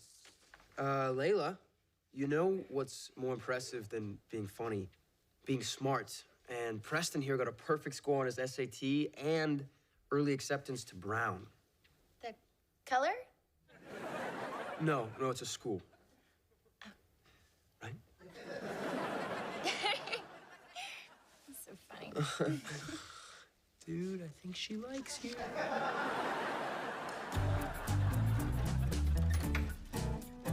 Well. Look who decided to show up to my house voluntarily. This must be my lucky day. Hey, Joe. Don't hey Joe me, pal. You and I need to have a little chat. Sure. Can I plug my phone in first? I forgot to charge it last night. How could you and Lennox be so irresponsible? Hey, you know what? It's just a phone. She is pregnant with your child, man. What? What? Don't play dumb, all right? She told me. Okay, well, that would make her, like... You know, she doesn't look 8 months pregnant. I don't Quit really... playing your games, Xander. You're the father, period. All right? As much as I can't stand this fact, you are now going to be solely responsible for taking care of Lennox and that baby. So she's really pregnant. Okay, this changes everything. Oh, my God. Hey, look, calm down, all right? I may have just come down a little hard on you over there. The point is, we're going to get through this because that's what families do. Come here, son. Are you good? I'm all good. Great. Look, pregnancies, they can bring out a lot of emotions. Yeah, they can. The point is, I'm gonna be right back. Okay, I understand.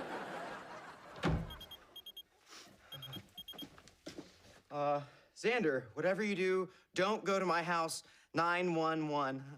No freaking kidding, Lennox.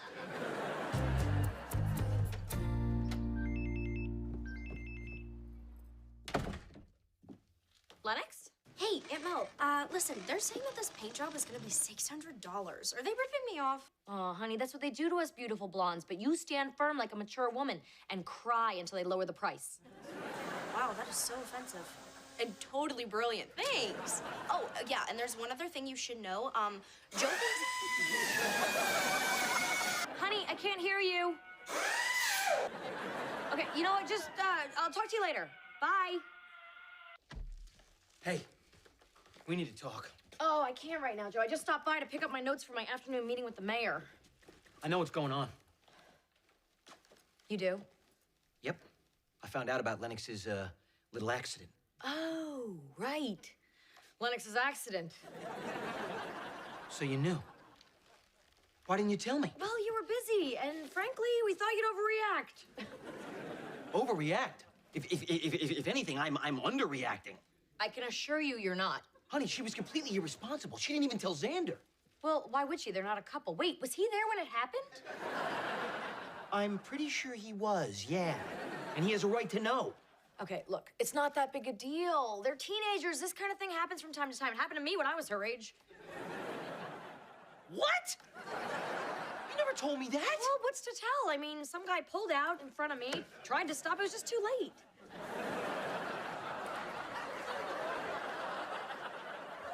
I didn't need the picture! Look, Joe, just relax, okay? Lennox and I will handle this while you take care of what's really important, your loan application. How could you even be thinking of something like that right now? Do you not have any priorities at all? Of course I do, which is why I have to get back to work. All right, fine. You know what? You don't want to handle this whole thing with Lennox? No problem. I'll handle it. Fine, but go easy on her. You know, just have her explain exactly how it happened and then show her some maneuvers to avoid the situation next time. Bye, honey. What the hell is wrong with you people?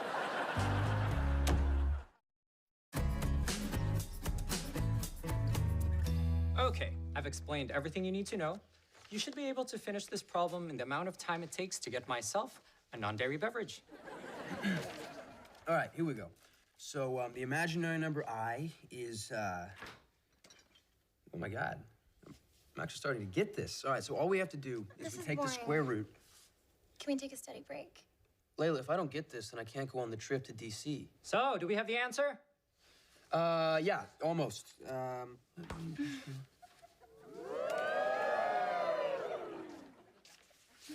To hell with DC.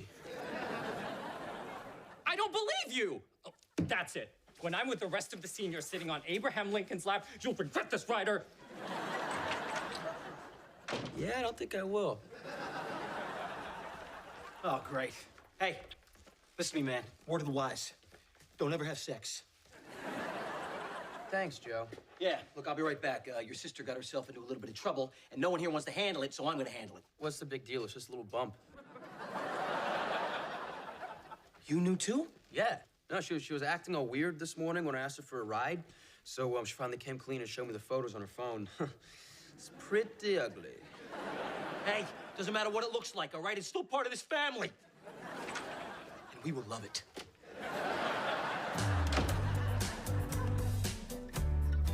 Oh my God, Xander. Okay, look, I need to talk to you, okay? Just listen. I've given this a lot of thought, and I know that you're pregnant, and obviously it's not mine, so I can only assume that it's Emerson's.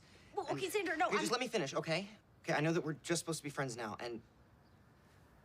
Okay, you just need to understand that you're not alone, okay? Because you have me. And you always have me. You want to be with me even if I'm pregnant with Emerson's baby? Yeah, I do. You are amazing. Kind of crazy, but mostly amazing. There's only one problem. I'm not pregnant. You're not? Mm-mm. Is that a deal breaker? I think I'll find some way to get over it.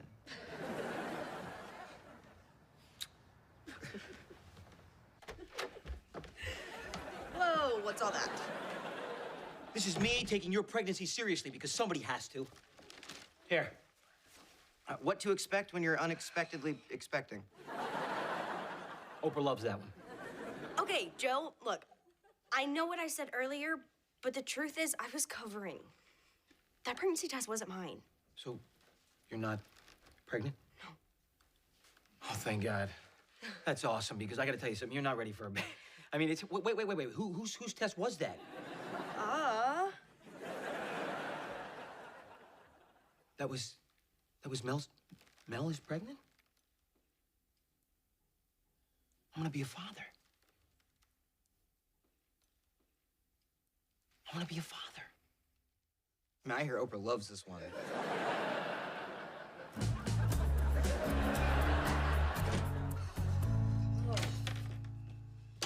Well, if ever there was a day that I deserved this, it's today. What the hell are you doing? What the hell are you doing? No. Why didn't you tell me? Tell you what? That I'm gonna be a father. Oh, boy. Because you're not.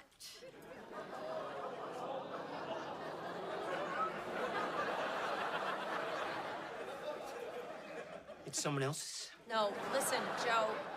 I took a pregnancy test, but it was a false positive. I'm not pregnant. Oh. I gotta tell you, honey, that is a relief. It is? Yeah, because, you know, I'm not really ready for a baby. I mean, not this weekend. This has really been a bad week. Why didn't you tell me what was going on? Well, because you were busy with your presentation, and then we started talking about your friend Derek and how an unplanned pregnancy ruined his relationship, and I just didn't want that to happen to you and me. It wouldn't have. We aren't them. So if I had been pregnant?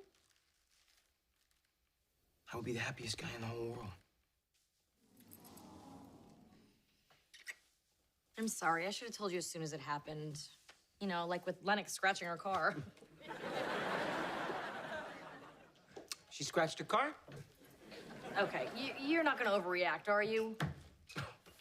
After what I've been through today? No friggin' way. No promises about tomorrow, though.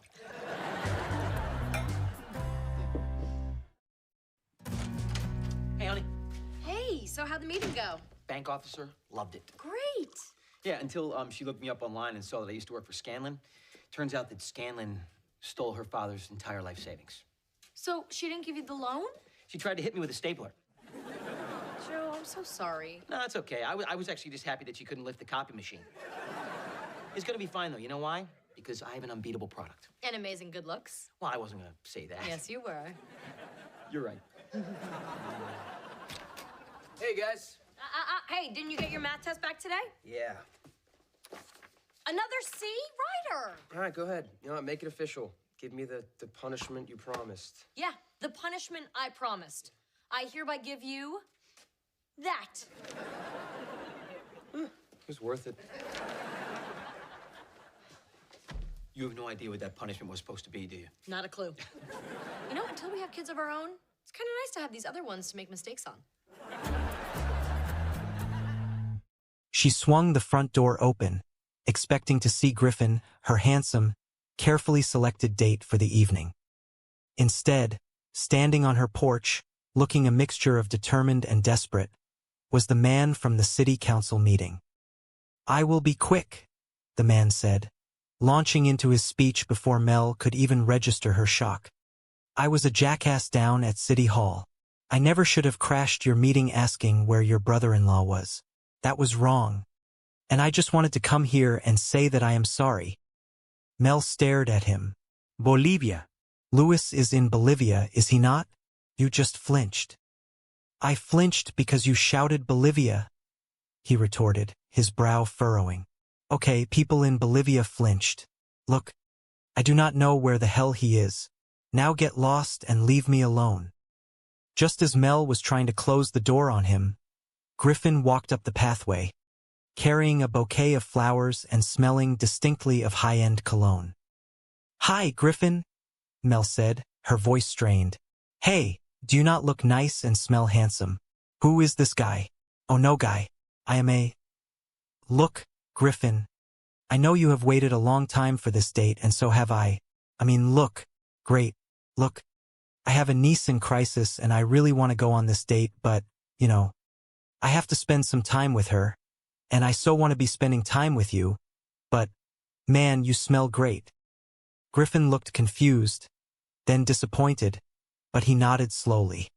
"Look, I am really excited to buy this date. I just cannot go on it, so let me do this." He handed her the flowers. "There, that should hold you for a few weeks, maybe more.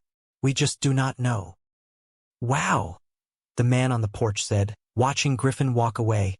"That is a whole bucket of gravy." Rhonda came jogging down the stairs out of breath. "Hi, I know I am late." "Really? That late?" Mel asked, exasperated.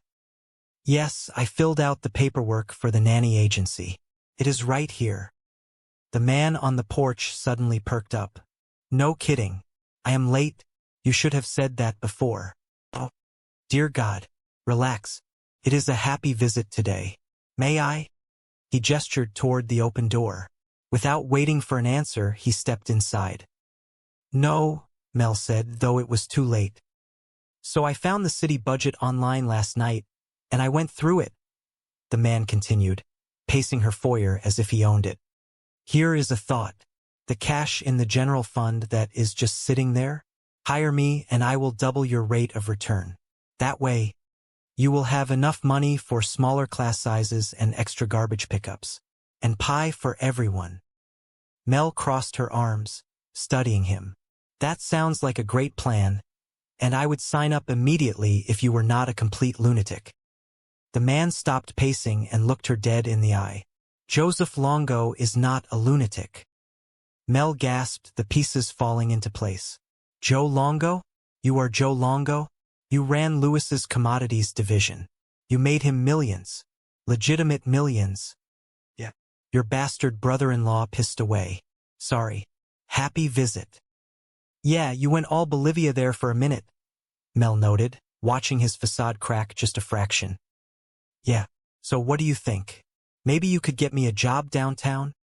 Joe asked, his voice losing its bravado, revealing the raw desperation beneath. "There is a hiring freeze," Mel said softly. I am really sorry you lost your job. Joe let out a hollow laugh. Yeah, that is old news. Yesterday I lost my condo. Yeah, well, I really need to, and now they are about to repossess my car. Oh. But here is the morning's big headline. The adorable Mrs. Longo has decamped to her mother's house. Oh God, I am really going to miss that car. Mel felt a pang of genuine sympathy, but she was overwhelmed by her own chaotic life. How can I put this nicely? I have got my own problems. Do you live in my district? Now that I am living in my car. Yeah? Joe said, running a hand over his face. Mel sighed. Look, I have got meetings, a trash revolt, a kid on the brink, and I am in desperate need of professional help. For the household, not me. Joe's eyes darted to the nanny agency paperwork resting on the console table. He pointed at it. You are not going to find anybody this way. This salary sucks. It is a living, Mel defended. It includes meals, which she will be cooking because otherwise people will starve. Joe challenged, standing up straighter. It has to be a woman? Only vagina Americans need apply. Mel rolled her eyes. Personal question. Did your hair get sick of you and leave? This is a choice, Joe retorted, patting his cleanly shaved head. He took a deep breath, dropping the banter. All right. Look, we both know that is a lowball offer, all right? So come on. What is your top number there? That is my top number, Mel stated firmly. Joe closed his eyes for a second, a silent battle raging within him. A former high-flying corporate trader, now negotiating for a housekeeper's salary. He opened his eyes. All right, you gotta deal with it. I cannot start until Monday. Who offered you a job? Mel asked, bewildered by his sudden assumption of employment. All right, I can start today, Joe amended quickly, ignoring her question. I am just going to have to, move a few things around. Mostly my car. Tuesday is street cleaning, is it not? Mel stared at him, trying to process the absurdity of the situation. You do know we are talking about a nanny here, right? There are children involved. Have you ever worked with kids? Joe scoffed, a confident smile returning to his face. Are you kidding? Right out of college. I ran a youth center downtown. I was in charge of 50 teenagers. Cooked them meals. Helped them with their homework. I was Charles Friggin in charge. Mel looked him up and down. He was desperate, he was arrogant, but he was here, and she was out of options. Yeah, you are perfect. There is just one little detail. I do not really like you. The next morning dawned with a chaotic symphony of missed alarms and frantic shouting. Mel rushed into the kitchen, her hair half-styled, panic etched across her face. Ryder was standing by the door, looking sullen. You know about the school bus? Not running today. Jackson Street is blocked because of some kind of garbage protest. Crap, crap, crap, crap, crap, Mel chanted, pacing the kitchen floor. She caught herself. Oh, I mean, golly, tough break. Okay, I will take you. I will just miss my meeting. I mean, it is not like we need the police department. No. A calm, authoritative voice interrupted. Joe Longo strolled into the kitchen, looking surprisingly refreshed. He grabbed a set of keys from the counter.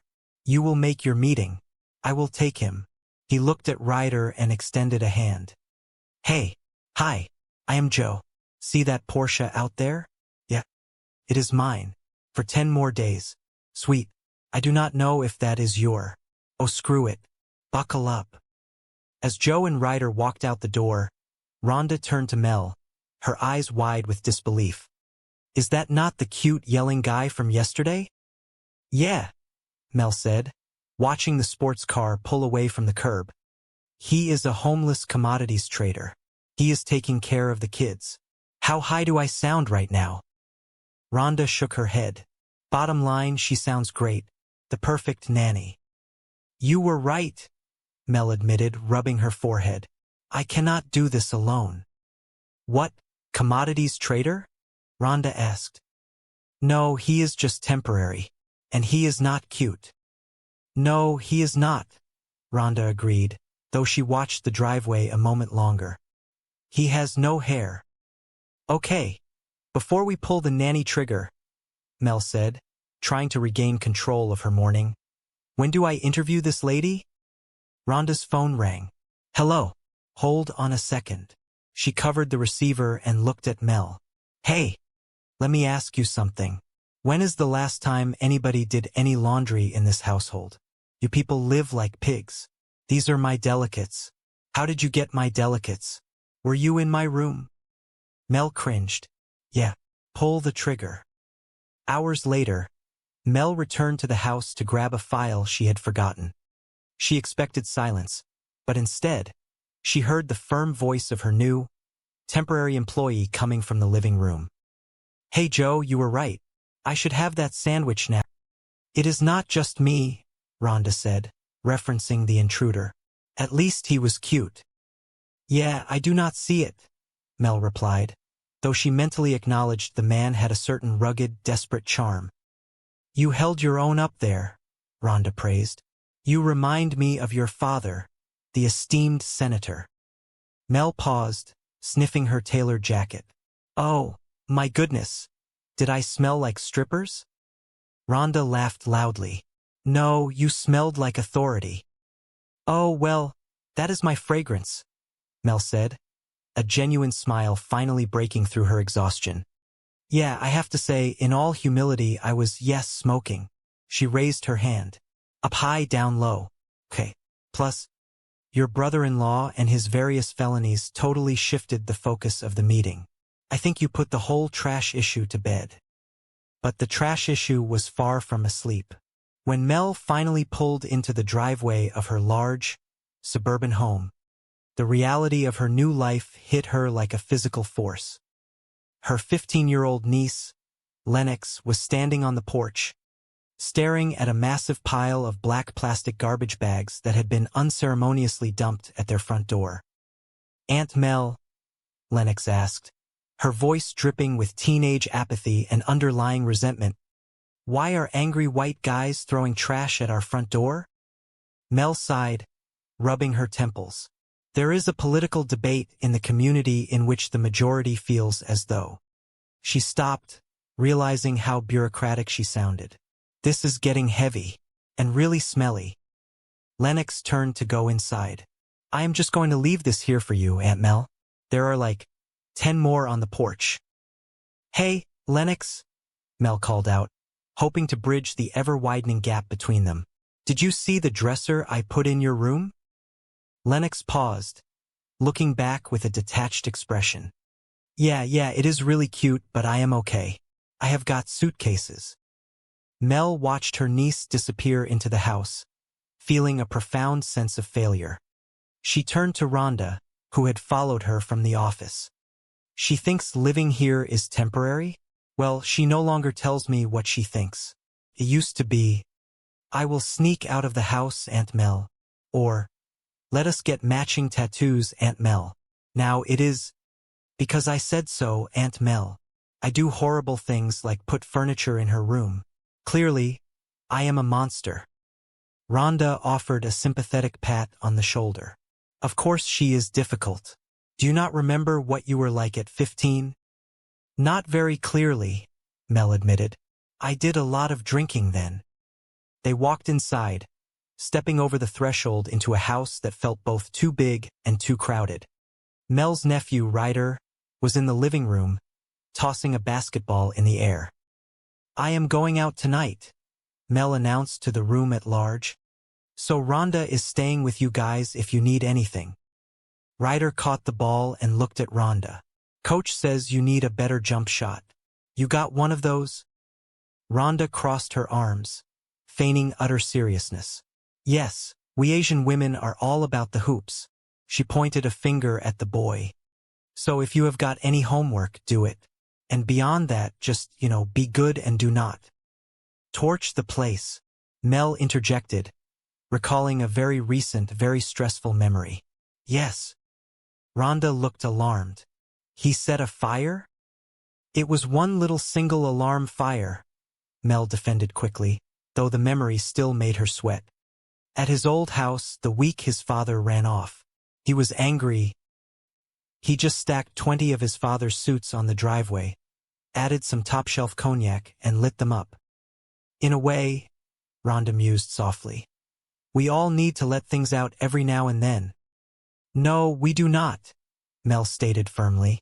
The urge to set things on fire we repress. She turned to Rhonda, genuine gratitude in her eyes. Thanks for babysitting. I have not had a date since the kids moved in. It has been so long. I am actually nervous. An hour later, Mel stood in her bedroom, staring at two distinct outfits laid out on her bed. All right, what do you think? She asked Rhonda. These say smart, independent, bright political future. These say former bad girl. She is back. Rhonda pointed to the more conservative outfit. What, are you going hiking? That is yours. Before Mel could make a final decision, the sharp ring of the telephone shattered the domestic peace. Rhonda picked it up. Hello? Yes. Hello. The school principal? She did what?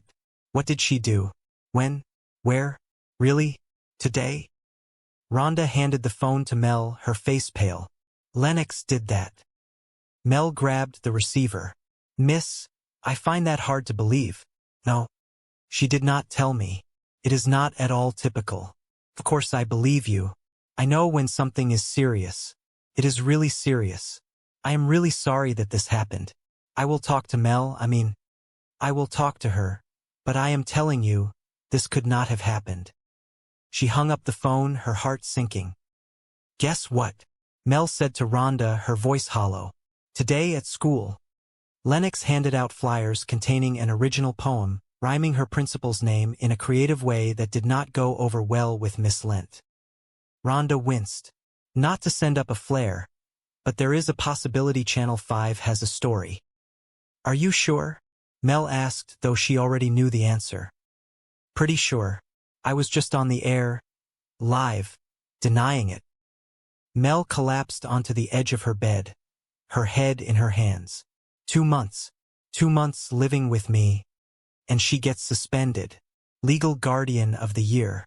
Thank you. Rhonda sat beside her. I keep telling you, hire somebody. An organizer. Professional. Those kids need structure and discipline and possibly electroshock therapy. And you, my dear, cannot do everything. Mel stood up, a surge of determination replacing her despair. Well, maybe not everything, but I can certainly do this. It is just a matter of going up there and setting that girl straight. She marched down the hallway and pushed open Lennox's bedroom door.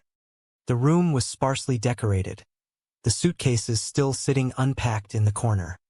Lennox was lying on her bed, staring at the ceiling. I have not moved yet, have I? Lennox asked without looking up. Why is not my sister here to discipline her own daughter? Mel muttered to herself before speaking louder. Because she is locked up in federal prison. Mel took a breath and tried a softer approach. Remember you and me at the Fall Out Boy concert? I just found this old picture. Lennox finally looked over. Oh, you mean the one that was hanging very obviously in the hallway outside the door? Not obviously, Mel corrected. Affectionately. That was some night. Huh? Fall Out Boy. Woohoo. Where are we going with this? I was just remembering the good times. You know? When we shared, told each other things. Important things. That happened. Today. Lennox sat up, her expression hardening into a familiar mask of defiance. Oh, come on. You did not think I got suspended with something you might share. Okay. I will share this, Mel said, crossing her arms. Miss Lent is a fascist, Lennox declared passionately. Why could you not have called her that? Mel pleaded. Instead of, you know. Well, I never got in trouble at my old school. That is because your parents bought the indoor pool, Mel pointed out, stating the harsh reality of their previous life of immense, ill-gotten privilege. Lennox rolled her eyes. It did not even have a spa. Like, what is up with that? Whatever. Mel stepped closer, her tone brooking no argument. Look, Miss Lent is expecting an apology. You and I have an appointment down in her office at 3 o'clock tomorrow. Great. You let me know how that goes. Lennox, until you talk to her, you cannot go back to school. Lennox shrugged indifferently. Oh, well, guess I am not going back to school. Of course you are, Mel insisted, her voice rising. This is your education. Nothing is more important. The doorbell rang, a sharp, cheerful chime that contrasted wildly with the tension in the room. Oh, that is my date, Mel said, feeling a sudden wave of panic. Oh, I have more to say. You just stay right there. I will. Stay. Oh, gross. I was expecting my date. Mel hurried downstairs, smoothing her clothes and pasting on her best winning smile. Rules are those. The rules that everybody knows. I'm somebody. I never heard of them. Lennox, you ready? It's time to go. She's not here. Where is she? You were supposed to watch her. You never said that. Because it's obvious. The girl got suspended. She's gone. She's ditched the meeting. You know what? You're right. I just said you were right. That was a compliment. Okay, she has like 3 places she usually goes after school. I'll start there. You want me to help you? Yes, please do. Nothing. I can work with this kid. Wow. Is this where you come for your adolescent brooding? You come up here to turn me in? It's not really my style. What is your style? Outlaw. Cast out by the power brokers. Forced to live a life in the city. Oh, kind of like Batman if he'd been demoted to a nanny. Nice. Aren't you supposed to be at a meeting at your principal's office right now? Why should I? Crap goes on there all the time. Ms. Lent fires the music teacher, completely gets rid of the band, and everybody's afraid to talk about it. I'm tired of life being unfair. How about for once it just be fair? I'd be upset too, if my mom and dad bailed on me. You're talking about Ms. Lent. You say so. You don't know anything about me. You're right, I don't. But what I really don't know about you is why you're taking this all out on your aunt. Because she's the only person who hasn't bailed on you. Look, I know she can get a little skitsy at times. All times. But since we're talking about fair, do you really think it's fair that she has to go down to your school all alone and eat your big bowl of stink for something that she didn't do? Big bowl of stink? What is that? You'll know when you've eaten one. Any sign of our Lennox? Oh, Ms. Lent, look, I know what Lennox did was bad. Okay, really, really bad. But if any kid has the right to be upset about what life's handed her. Look, I'm not trying to excuse Lennox, I'm just saying, if I was Lennox, I probably would have done worse by now. In fact, I did. This is pointless without Lennox. Why don't we just reschedule? You think you can manage to find her by, say, tomorrow afternoon? Oh, tomorrow's city council sessions all day. But we take lunch 12 to 1. I don't know when you break. Ms. Burke, parenting doesn't fit into nice little schedule boxes. You know, it might be helpful to look not just at what Lennox is doing, but at the job you're doing. She's doing okay. Hey, I'm sorry I'm late. And I'm sorry about the other day with the poem. And I'm sorry about the stuff that I said. I was mad. And apparently not really at you. But there's no need to blame my aunt. She's been getting enough of that for me. You know, at least she's trying. Okay, whatever. Let's just get to the stink-eating part. The what-eating part. All right, let's see what you got. Here's a thought, my hip young brother man. Try loosening up your knees a little bit. You're welcome. I heard about all the crap you've been going through. You know, with your wife going broke, losing your car, your condo. I mean, how can you even walk? Oh, sorry. I didn't mean to. No, it's all right.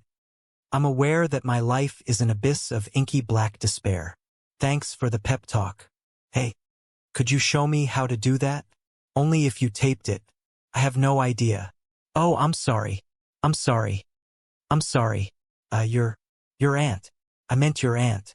Hey, so I ate my whole big bowl of stink. I even went back for seconds. Ugh, I'm gonna go brush my teeth now. Hands. It was you. You talked her into going down there. How did you talk her into going down there? People like me. No, really. I paid her $50. A bribe? That's terrible. Not only is that wrong, that's horrible parenting. Well, I'm not a parent, and neither are you. Can I have $50? No. Then relax, all right? I wrote Lennox a personal check. Boing. Another very valuable life lesson. So is this how you ran your youth center right out of college? Oh, please, there was no youth center. Can I speak to you in the other room? Nice knowing you. Oh, I'll be fine. You lie, you bribe. Is there anything you won't do? Windows. Look, Burke, I'm just trying to help you out here. You know? I mean, I may have played it fast and loose, but Lennox apologized to that lung woman, right? Yes. Yes, she did. She also, as it happens, said a few nice things about me. In front of me. It's the first time since she's been here. Frankly, it took my breath away.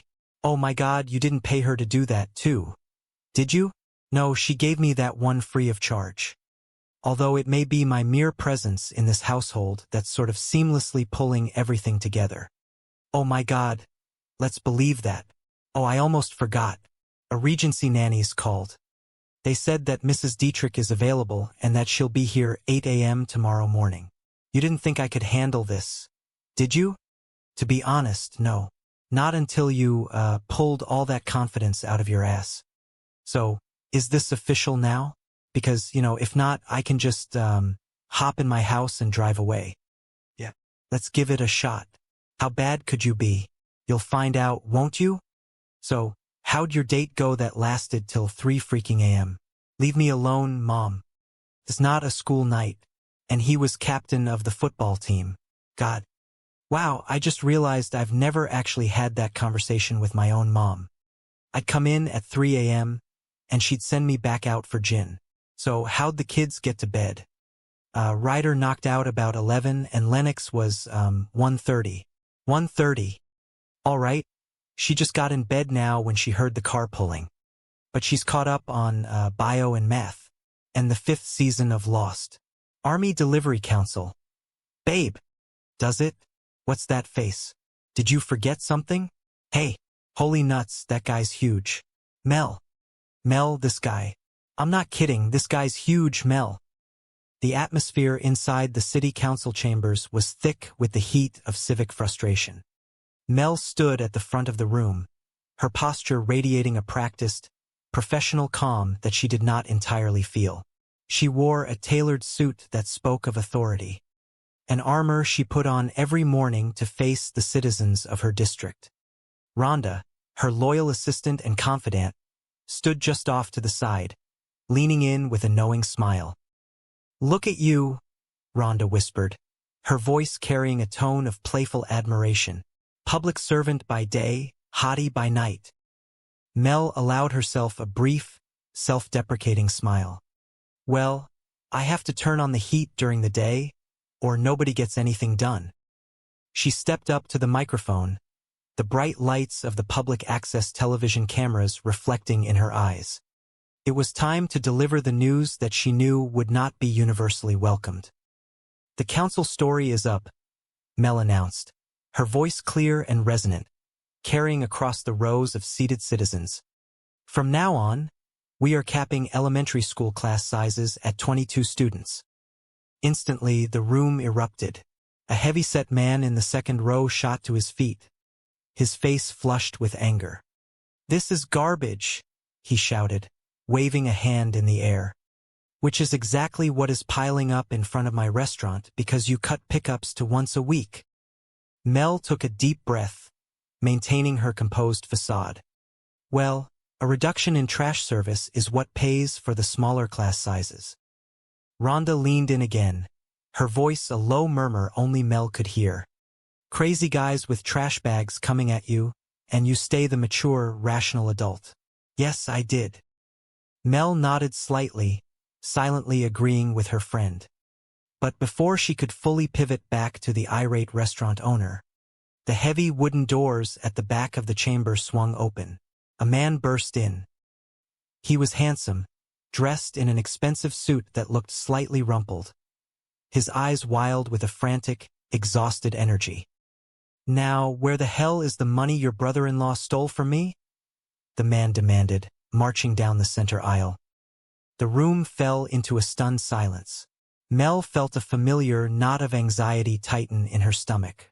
Her brother-in-law, Louis, and his spectacular fall from grace was a shadow that followed her everywhere. What, my sister? Mel countered, keeping her voice steady, though her heart was racing. Okay, but that is not me. She looked past the frantic man and addressed the entire room, her political instincts kicking in. Let me ask the room, does anybody here have a relative they are not exactly proud of? A murmur of agreement rippled through the crowd, hands tentatively raised. Mel offered a sympathetic smile, diffusing the tension with a shared human experience. She had survived another public crisis. Later, safely away from the cameras and the angry constituents, Rhonda debriefed her. Coach says you need a better jump shot. You got one of those? Yes, we Asian women are all about the hoops. So if you've got any homework, do it. And beyond that, just, be good and don't. Torch the place? Yes. It was one little single alarm fire. At his old house, the week his dad ran off. He was angry. He just stacked 20 of his dad's suits on the driveway, added some top-shelf cognac and lit them up. In a way. But we all need to let things out every now and then. No, we don't. The urge to set things on fire we repress. Thanks for babysitting. I haven't had a date since the kids moved in. It's been so long. I'm actually nervous. All right, what do you think? These say smart, independent, bright political future. These say former bad girl. She's back. What, are you going hiking? That's yours. Melbourne? Rhonda Chong? Yes. Hello? Channel school principal. She did what? What did she do? When? Where? Really? Today? Lennox did that. Liz, I find that hard to believe. No, she didn't tell me. It's not at all typical. Of course I believe you.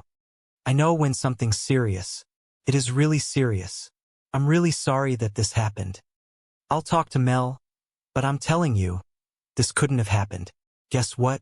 Today at school, Lennox handed out flyers containing an original poem rhyming her principal's name in a creative way that didn't go over well with Ms. Lunt. Not to send up a flare, but there's a possibility Channel 5 has a story. Are you sure? Pretty sure. I was just on the air live denying it. 2 months living with me and she gets suspended. Legal guardian of the year. Thank you. I keep telling you, hire somebody, an organizer, a professional. Those kids need structure and discipline and possibly electroshock therapy. And you, my dear, cannot do everything. Well, maybe not everything, but I can certainly do this. It's just a matter of going up there and setting that girl straight. I haven't moved yet, have I? Why isn't my sister here to discipline her own daughter? Because she's locked up in federal prison. Remember you and me at the Fall Out Boy concert? I just found this old picture. Oh, you mean the one that was hanging very obviously in the hallway outside the door? Not obviously. Affectionately. That was some night. Huh? Fall Out Boy. Woohoo. Where are we going with this? I was just remembering the good times, you know? When we shared, told each other things. Important things. That happened. Today. Oh, come on.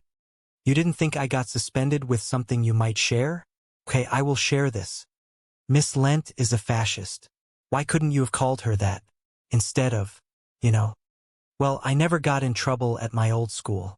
That's because your parents bought the indoor pool. It didn't even have a spa. Like, what's up with that? Whatever. Look, Miss Lent is expecting an apology. You and I have an appointment down in her office at 3 o'clock tomorrow. Great. You let me know how that goes. Lennox, until you talk to her, you can't go back to school. Oh, well, guess I'm not going back to school. Of course you are. This is your education. Nothing is more important. Oh, that's my date. Oh, I have more to say. You just stay right there. Stay. Oh, gross. I was expecting my date. I'll be quick. I was a jackass down at City Hall. I never should have crashed your meeting asking where your brother-in-law was. That was wrong. and I just wanted to come here and say that I'm sorry. Bolivia. Louis is in Bolivia, isn't he? You just flinched. I flinched because you shouted Bolivia. Okay, people in Bolivia flinched. Look, I don't know where the hell he is. Now get lost and leave me alone. Hi, Griffin. Hey, don't you look nice and smell handsome? Who's this guy? Oh, no guy. Look, Griffin, I know you've waited a long time for this date, and so have I. Look. Great. Look, I have a niece in crisis, and I really want to go on this date, but, I have to spend some time with her, and I so want to be spending time with you, but, man, you smell great. Look, I'm really excited to buy this date. I just can't go on it, so let me do this. There. That should hold you for a few weeks, maybe more. We just don't know. Wow. That's a whole bucket of gravy. Hi, Rhonda. I know I'm late. Really? That late? Yes, I filled out the paperwork for the nanny agency. It's right here. No kidding. I'm late? You should have said that before. Oh dear God. Relax. It's a happy visit today. May I? No. So I found the city budget online last night, and I went through it. Here's a thought. The cash in the general fund that's just sitting there? Hire me and I'll double your rate of return. That way you'll have enough money for smaller class sizes and extra garbage pickups. And pie for everyone. That sounds like a great plan, and I'd sign up immediately if you weren't a complete lunatic. Joseph Longo is not a lunatic. Joe Longo? You're Joe Longo? You ran Lewis's commodities division. You made him millions. Legitimate millions, yeah. Your bastard brother-in-law pissed away. Sorry. Happy visit. Yeah, you went all Bolivia there for a minute. Yeah. So what do you think? Maybe you could get me a job downtown? There's a hiring freeze. I'm really sorry you lost your job. Yeah, that's old news. Yesterday I lost my condo. Yeah, well, I really need to. And now they're about to repossess my car. Oh, but here is the morning's big headline. The adorable Mrs. Longo has decamped to her mother's house. Oh God, I'm really gonna miss that car. How can I put this nicely? I've got my own problems. So you're not gonna help me? Do you live in my district? Now that I'm living in my car, yeah. Look, I've got meetings, a trash revolt, a kid on the brink, and I'm in desperate need of professional help. For the household, not me. You're not gonna find anybody this way. This salary sucks. It's living. It includes meals, which she'll be cooking because otherwise people will starve. She? It has to be a woman? Only, vagina Americans need apply? Personal question, did your hair get sick of you and leave? This is a choice. All right. Look. We both know that's a lowball offer, all right? So come on. What's your top number there? That is my top number. All right, you gotta deal with it. I can't start till Monday. Who offered you a job? All right, I can start today. I'm just gonna have to, move a few things around. Mostly my car. Tuesday's street cleaning, isn't it? You do know we're talking about a nanny here, right? There are children involved. You ever work with kids? Are you kidding? Right out of college, I ran a youth center downtown. I was in charge of 50 teenagers. Cooked them meals, helped them with their homework. I was Charles Friggin in charge. Yeah, you're perfect. There's just one little detail. I don't really like you. You know about school bus? Not running today. Jackson Street block because some kind of garbage protest. Crap. Oh, golly, tough break. Okay, I'll take you. I'll just miss my meeting. It's not like we need the police department. No. You'll make your meeting. I'll take him. Hey. Hi. I'm Joe. See that Porsche out there? Yeah, it's mine. For 10 more days. Sweet. I don't know if that's your... Oh, screw it. Buckle up. Isn't that the cute yelling guy from yesterday? Yeah. He's a homeless commodities trader. He's taking care of the kids. How high do I sound right now? Bottom line, she sounds great. The perfect nanny. You were right. I can't do this alone. What, commodities trader? No, he's just temporary. And he's not cute. No, he's not. He has no hair. Okay, before we pull the nanny trigger, when do I interview this lady? Hello? Hold on a sec. Hey, let me ask you something. When's the last time anybody did any laundry in this household? You people live like pigs. These are my delicates. How did you get my delicates? Were you in my room? Yeah. Pull the trigger. Hey Joe, you were right. I should have that sandwich now. Hey, Mel. All right, get back up there. What is he doing home in the middle of the day? His history paper. What? Wow. All right, pack the veins back in your forehead. I took the kid to school, right? And he tells me he doesn't have his history paper. So we drive back here to get it, and then he tells me he didn't exactly write it. And I said, well, you better exactly write it because it's due today. So he's up there writing it now, and he doesn't come out until it's done. Huh? Now that's nannying. You brought him home? You don't bring a kid home who hasn't done his work. You leave him at school to get yelled at, which is what he's got coming. What kind of rule? And Lennox slapped a piece of paper into his palm. Melanie stopped and looked closer. It was you, Lennox said, crossing her arms. You talked her into going down there. How did you talk her into going down there? Melanie looked at the paper in Joe's hand. It was a personal check. People like me, Joe said, trying to look innocent. No, really? Melanie demanded, her voice rising in disbelief. You paid her $50? A bribe? That is terrible. Not only is that morally wrong, that is horrible parenting.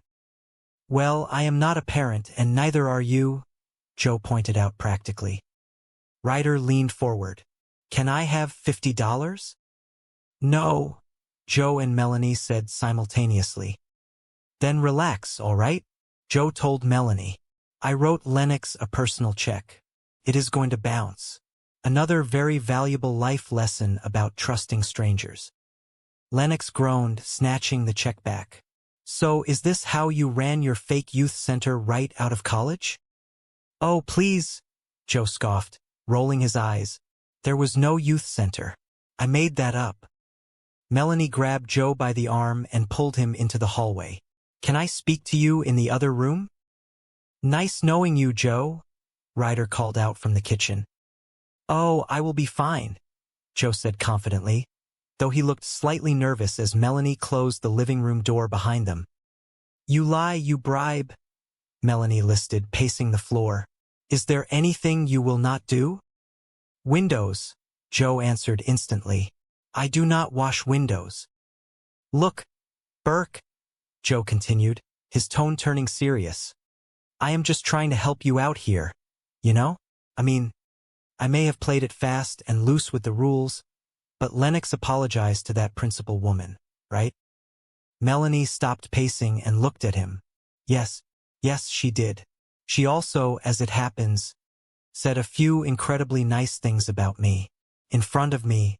It is the first time since she has been living here. Frankly, it took my breath away. She narrowed her eyes, a sudden suspicion hitting her. Oh my goodness, you did not pay her to do that too, did you? Joe smiled, a genuine, warm smile. No, she gave me that one entirely free of charge, although it may be my mere presence in this household that is sort of seamlessly pulling everything together. Oh my goodness, let us definitely believe that. Melanie rolled her eyes, but she was smiling too. She walked over to her desk and picked up a piece of paper. Oh, I almost forgot.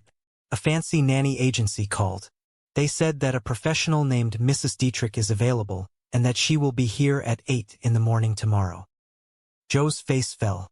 He looked around the chaotic, messy living room, realizing how much he actually wanted to stay. You did not think I could handle this job, did you? Joe asked quietly. To be honest, no, Melanie admitted. Not until you pulled all that confidence out of thin air today. She ripped the agency's phone number into pieces and dropped it into the wastebasket. Joe looked at the pieces of paper, a spark of hope returning to his eyes. So, is this official now? Because, if not, I can just hop into my sports car and drive away to my mother-in-law's house. Melanie looked at the man who had lied his way into her house, bribed her niece with a bad check, and somehow managed to fix her family's biggest crisis in a single afternoon. Yeah, Melanie smiled softly. Let us give it a shot.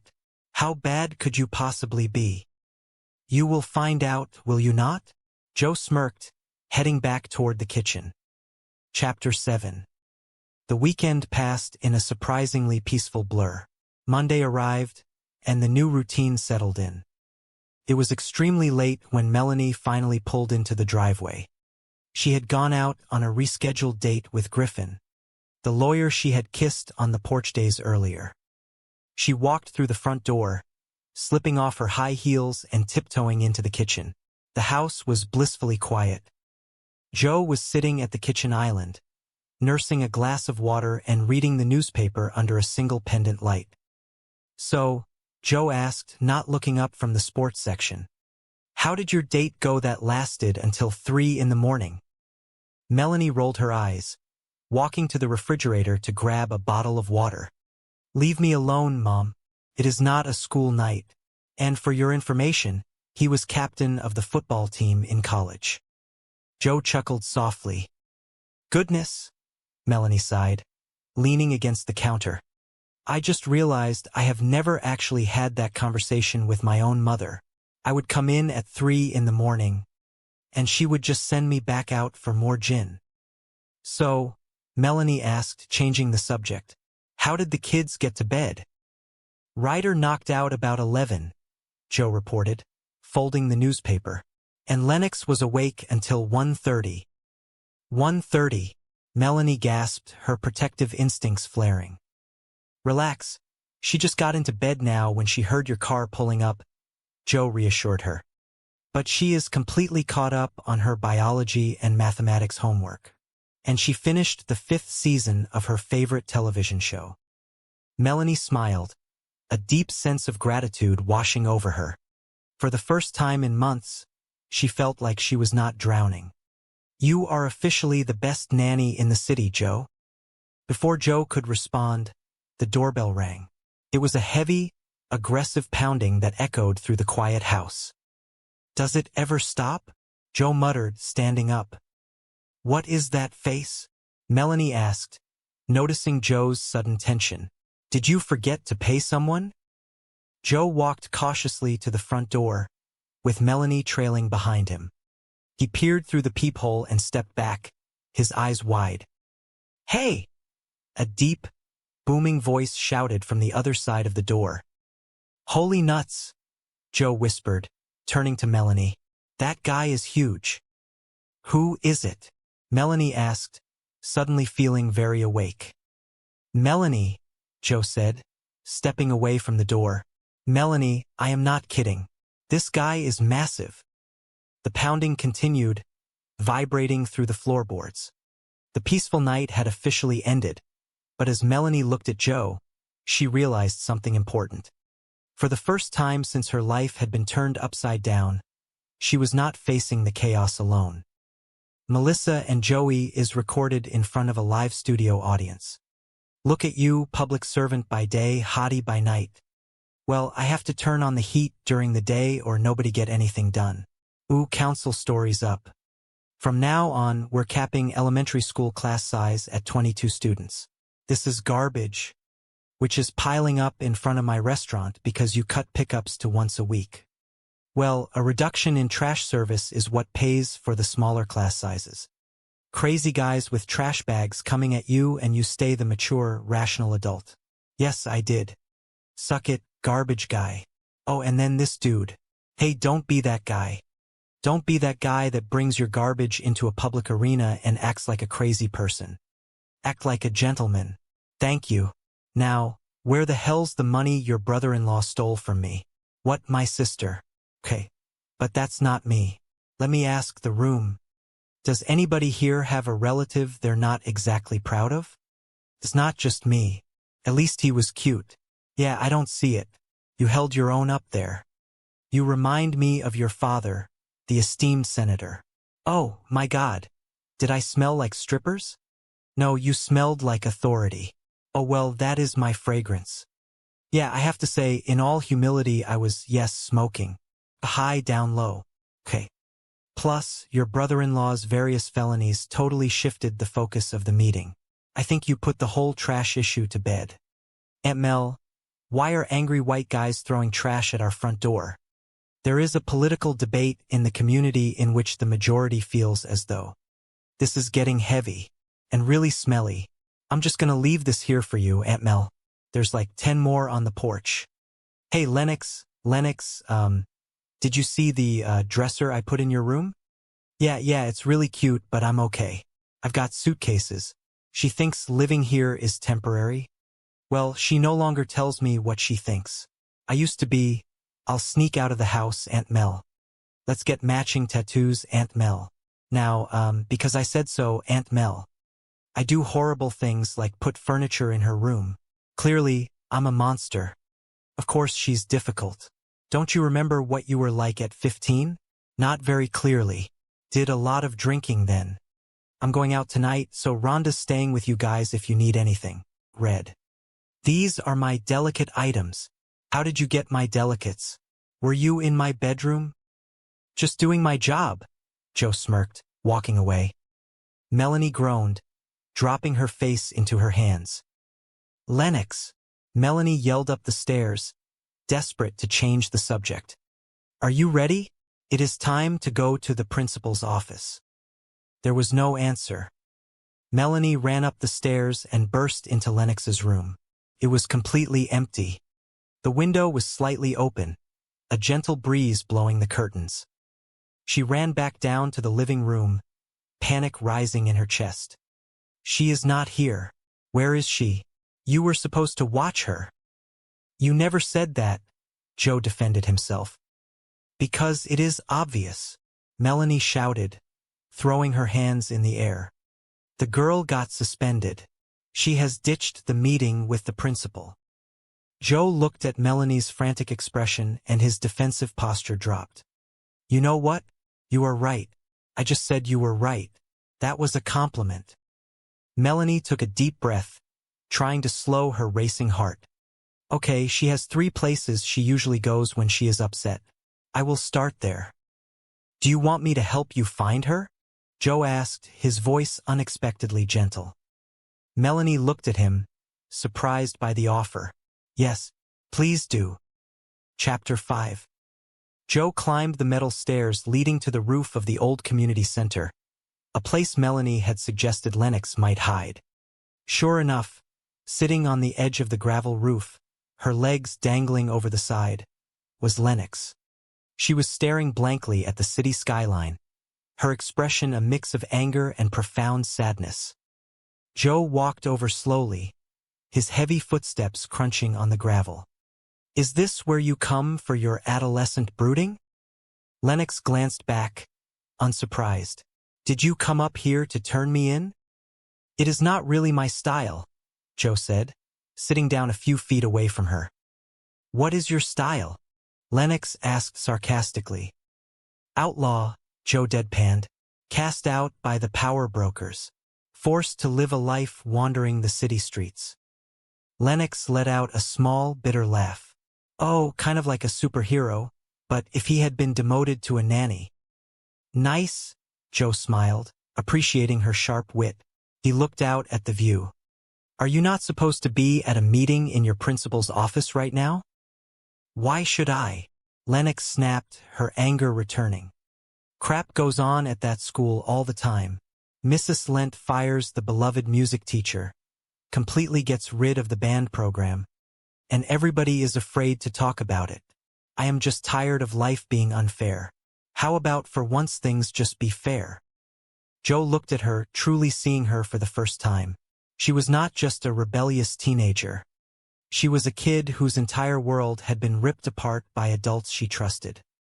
I would be upset too, if my mother and father abandoned me, Joe said quietly. Lennox stiffened, her eyes welling with unshed tears. I am talking about Mrs. Lent. If you say so, Joe replied gently. You do not know anything about me? Lennox whispered, staring at her hands. You are right, I do not, Joe admitted. But what I really do not understand about you is why you are taking all of this anger out on your aunt. Lennox wiped a tear from her cheek. Because she is here. She is the only one here.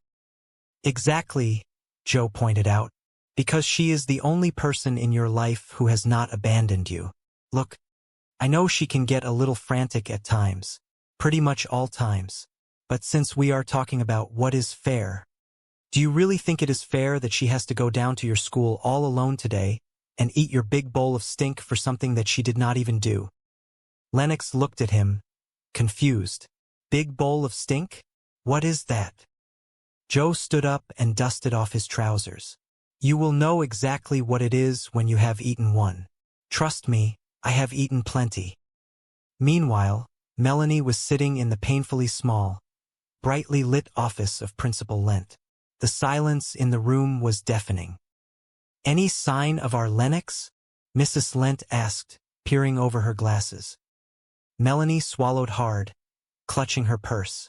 Oh, Mrs. Lent, look, I know what Lennox did was wrong. Okay, really wrong. But if any kid in the world has the right to be upset about what life has handed her lately. Look, I am not trying to excuse Lennox's behavior. I am just saying if I were in Lennox's shoes, I probably would have done worse by now. In fact, when I was her age, I did. Mrs. Lent sighed, folding her hands neatly on her desk. This meeting is completely pointless without Lennox present. Why do we not just reschedule? Do you think you can manage to find her by, say, tomorrow afternoon? The principal asked coldly. Oh, tomorrow the city council session is all day, Melanie stammered, pulling out her planner. But we take our lunch break from 12 to 1. I do not know when you take your break. Mrs. Lent leaned forward. Mrs. Burke, parenting does not fit into nice little schedule boxes, you know. It might be extremely helpful to look not just at what Lennox is doing wrong, but at the job you are doing as a guardian. Melanie felt like she had been slapped.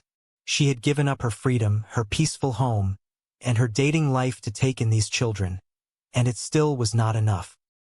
The heavy wooden door to the office suddenly swung open. Lennox stood in the doorway, out of breath, looking nervous but resolute. Hey, Lennox said softly. Melanie let out a massive breath she did not realize she had been holding. Lennox. Lennox stepped into the room and faced the principal. I am sorry I am late, and I am sorry about the other day with the poem. It was disrespectful, and I am sorry about the stuff that I said to you. She turned slightly, looking at her aunt.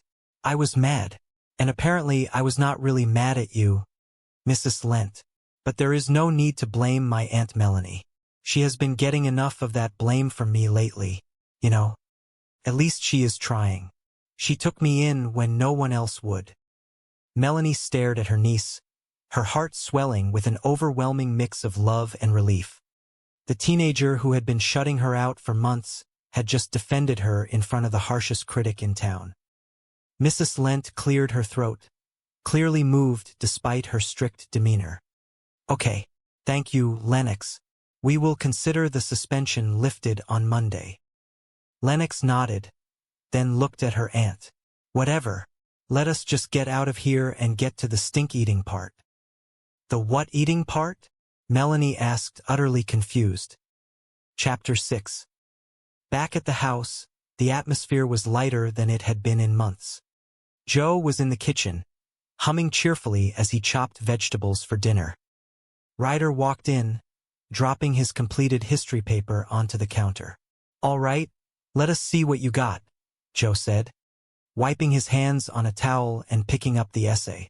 He scanned the pages, nodding approvingly. Not bad. Here is a thought. My young friend, try loosening up your knees a little bit when you play basketball. It helps with the jump shot. You are welcome.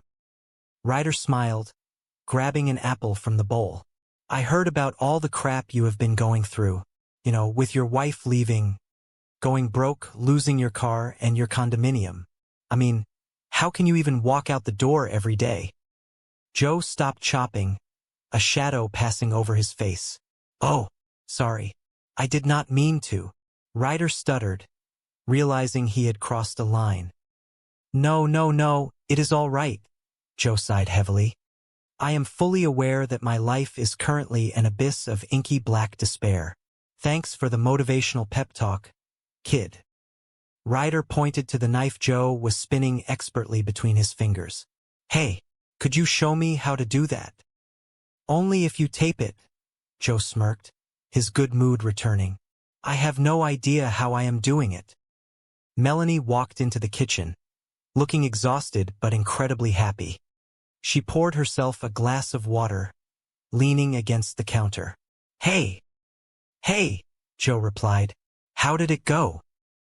So I ate my whole big bowl of stink, Melanie laughed, though she still was not entirely sure what the phrase meant. I even went back for seconds. Ugh! I am going to go brush my teeth now. As she turned to leave, Lennox walked into the kitchen, holding a piece of paper. She walked straight up to Joe. Hands, Lennox demanded. Joe held out his hand, and terrible. Look, I am really excited about this date. I just cannot go on it tonight, so let me do this. She reached out and gave Griffin a long, passionate kiss. When she finally pulled away, Griffin looked dazed. There, Melanie breathed out. That should hold you for a few weeks, maybe more. We just do not know. Griffin nodded slowly, turning around and walking back down the pathway, entirely speechless. Melanie closed the door, leaning her forehead against the cool wood. Wow, that is a whole bucket of gravy. She turned around and jumped. The stranger was standing in her living room. What are you doing in my house? She demanded. It is a happy visit, the man said, raising his hands in surrender. May I explain? No, I am going to anyway. So, I found the city budget online last night, and I went through it. Here is a thought. The cash in the general fund that is just sitting there, hire me and I will double your rate of return. That way, you will have enough money for smaller class sizes and extra garbage pickups, and pie for everyone. Melanie stared at him, incredulous. That sounds like a great plan, and I would sign up immediately if you were not a complete lunatic. Joseph Longo is not a lunatic, he declared proudly. Melanie narrowed her eyes, recognition finally dawning on her. Joe Longo? You are Joe Longo? You ran the commodities division for Lewis. You made him millions, legitimate millions. Yeah, Joe said bitterly, which your brother-in-law threw away. Sorry, Melanie said, her defensiveness returning. Happy visit, remember? Yeah, you went all Bolivia there for a minute, Joe muttered. So what do you think? Maybe you could get me a job downtown? Melanie sighed, her anger fading into sympathy. There is a hiring freeze. I am really sorry you lost your job. Yeah, that is old news, Joe said, looking away, his bravado cracking. Yesterday, I lost my condominium, and now they are about to repossess my car. Oh, but here is the morning's big headline. The adorable Mrs. Longo has decamped to her mother's house. She left me. Melanie softened. The man was broken. He had lost everything overnight because of the criminal actions of her own family. Oh goodness, I am really sorry. I am really going to miss that car, Joe whispered, sounding incredibly defeated. How can I put this nicely? Melanie said, rubbing the back of her neck. I have got my own problems. So you are not going to help me? Joe asked, a hint of desperation returning to his voice. Do you live in my district? Now that I am living in my car, yes. Melanie paced across the living room. Look, I have got council meetings, a trash revolt, a kid on the brink of being expelled, and I am in desperate need of professional help. For the household, not me. Joe's eyes lit up. A household manager? A nanny? What is the salary? Melanie named a figure. Joe scoffed. You are not going to find anybody this way. That salary is terrible. It is a living, Melanie argued. It includes meals. which the nanny will be cooking because otherwise people in this house will starve. And it has to be someone responsible. Are you looking for a woman only? Joe asked, crossing his arms. No, but it is a challenging job, Melanie warned. I need someone tough. Joe stepped closer, his voice full of quiet confidence. You and I both know that is a low offer. Come on. What is your top number? Melanie hesitated, then named a slightly higher figure. That is your top number? Joe asked. That is my absolute top number. All right, you have a deal, Joe said, extending his hand. I can start today. I am just going to have to move a few things around. Mostly my car. Tuesday is street cleaning, is it not? Melanie stared at his outstretched hand. You do know we are talking about a nanny here, right? There are children involved. Have you ever worked with kids? Are you kidding? Joe lied smoothly, though a genuine spark of determination shone in his eyes. Right out of college. I ran a youth center downtown. I was in charge of 50 teenagers. I cooked them meals, helped them with their homework. I was absolutely in charge. Melanie looked at him, weighing her options. Her niece was suspended. Her nephew had a history of arson. The house was a disaster. You are perfect, Melanie decided, shaking his hand. There is just one little detail. What is that? I do not really like you. Chapter 4. The next morning was a whirlwind of chaos. Melanie woke up late, threw on a business suit, and rushed down the stairs, nearly tripping over a stray sneaker. You know about the school bus? Joe asked, casually leaning against the kitchen counter, holding a cup of black coffee. What about it? Melanie asked, frantically searching for her car keys. It is not running today, Joe informed her cheerfully. The street is blocked because of some kind of garbage protest. Melanie froze. Oh, no. I mean, goodness gracious, tough break. Okay. I will take Ryder to school. I will just miss my morning meeting. I mean, it is not like the city needs a police department budget anyway.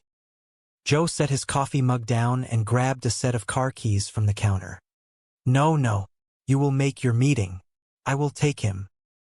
At that moment, 15-year-old Ryder walked into the kitchen, his backpack slung over one shoulder. Hey, Ryder said, looking at the bald stranger in the kitchen. Hi, I am Joe. Ryder looked out the window. See that fancy car out there? The beautiful sports car. Yeah, Joe said. It is mine. For 10 more days. Sweet, Ryder smiled. All right, let us go, Joe said, pointing toward the door. Buckle up. As they walked out, Rhonda arrived to pick up her paycheck from the night before. She watched Joe lead Ryder to the sports car, completely baffled. Is that not the angry, yelling guy from the town meeting yesterday? Rhonda asked. Yes, Melanie sighed, pouring herself a massive cup of coffee. He is a homeless commodities trader, and now he is taking care of the kids. How ridiculous do I sound right now? Honestly, a little unhinged, Rhonda admitted. Well, bottom line, he sounds great on paper if you ignore everything else. The perfect temporary nanny. You were right, Rhonda. I cannot do this alone. Wait, a commodities trader? Rhonda laughed. Is he single? He is just temporary, Melanie insisted. And he is not my type. Are you sure? Rhonda teased. Okay, before we make this official, Melanie said, dialing a number on her phone, I am going to call a professional nanny agency. I need a real backup plan. Before she could finish dialing, Joe marched back through the front door, looking furious. Ryder was trailing closely behind him, looking utterly defeated. What is he doing home in the middle of the day? Melanie demanded. You were supposed to drop him off.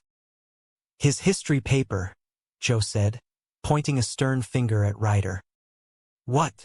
Melanie asked, confused. All right, pack the veins back into your forehead and listen, Joe instructed, taking off his jacket. I took the kid to school, right? And as he is getting out of the car, he tells me he does not have his history paper. So you drove back here to get it? Yes, Joe nodded. But then, on the drive back, he tells me he did not exactly write it. And I told him, well, you better exactly write it because it is due today. So he is upstairs going to write it right now. And he does not come out until it is done. Go! Ryder scurried up the stairs without a single word of protest. Melanie stood frozen, her mouth slightly open. Now, that is nannying. But you brought him home? You do not bring a kid home who has not done his work.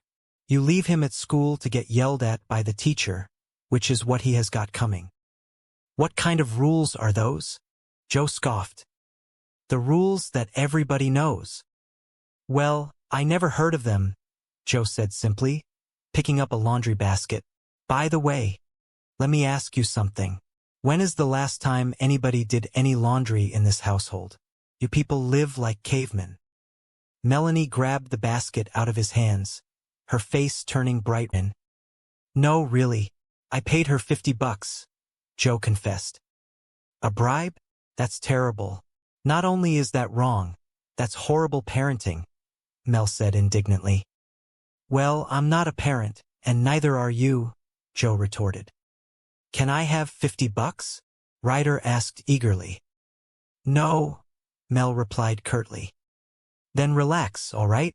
I wrote Lennox a personal check. Joe winked at Mel. Boing. Another very valuable life lesson.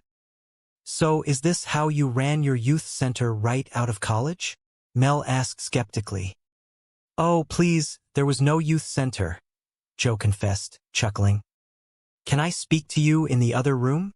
Mel asked seriously. Nice knowing you, Joe followed Mel. Oh, I'll be fine, Joe added. You lie, you bribe. Is there anything you won't do? Mel asked angrily. Windows, Joe replied with a sly smile. Look, Burke, I'm just trying to help you out here, you know? I mean, I may have played it fast and loose, but Lennox apologized to that lung woman, right? Joe tried to justify his actions. Yes, she did. She also, as it happens, said a few nice things about me. In front of me, Mel said, her tone softening. It's the first time since she's been here. Frankly, it took my breath away. Mel confessed. Oh my God. You didn't pay her to do that, too, did you? Mel asked suspiciously. No, she gave me that one free of charge, Joe replied. Although it may be my mere presence in this household that's sort of seamlessly pulling everything together, Joe bragged. Oh my God. Let's believe that, Mel muttered. Oh, I almost forgot. A Regency nanny's called. They said that Mrs. Dietrich is available and that she'll be here 8 a.m. tomorrow morning, Mel said. You didn't think I could handle this, did you? Joe asked, looking slightly disappointed. To be honest, no. Not until you, pulled all that confidence out of your ass, Mel replied, smiling. So, is this official now? Because, if not, I can just, hop in my house and drive away, Joe asked hopefully. Yeah, let's give it a shot. How bad could you be? Mel said with a friendly smile. You'll find out, won't you? Joe replied with a laugh. So, how'd your date go that lasted till 3 freaking a.m.? Lennox asked curiously. Leave me alone, Mom. It's not a school night, Lennox added. And he was captain of the football team. God, Lennox exclaimed. Wow, I just realized I've never actually had that conversation with my own mom. I'd come in at 3 a.m. and she'd send me back out for gin. Mel laughed. So, how'd the kids get to bed? Mel asked, changing the subject. Ryder knocked out about 11 and Lennox was, 1.30, Joe replied. 1.30? Mel asked, looking surprised. All right. She just got in bed now when she heard the car pulling, but she's caught up on, bio and math, Joe said. And the 5th season of Lost, Joe added. Army Delivery Council, babe. Joe mimicked a soldier's voice. Does it? What's that face? Did you forget something? Mel asked, seeing Joe's grimace. Hey, holy nuts, that guy's huge. Mel, this guy. I'm not kidding. This guy's huge, Mel. Joe yelled, pointing outside. Laughter erupted from the audience, closing the episode with thunderous applause. The story of an unexpected family, where strangers are bound together by invisible emotional ties, promised to bring more laughter and meaningful lessons in the episodes to come. The air in the community hall was thick with the suffocating heat of summer and the palpable frustration of a restless crowd. Melanie Burke stood behind the wooden podium, her posture straight and her expression a carefully practiced mask of professional composure. As a city councilwoman, she was used to the heat, both literal and metaphorical. By day, she was a dedicated public servant striving to make the city a better place. By night, well, she was still trying to figure out how to be a guardian to two traumatized teenagers. A heavy bead of sweat threatened to ruin her perfectly applied makeup, but Melanie smiled warmly at the audience. Well, Melanie began, her voice projecting clearly over the low murmur of the crowd. I have to turn on the heat during the day, or nobody gets anything done. A few polite chuckles rippled through the front rows, but the tension remained. The city council had just approved a new educational initiative, and it was a controversial one. The council story is up, Melanie continued, gesturing to the charts displayed behind her. From now on, we are capping elementary school class sizes at 22 students. This is a massive victory for our children and their future. This is garbage, a voice bellowed from the back of the room.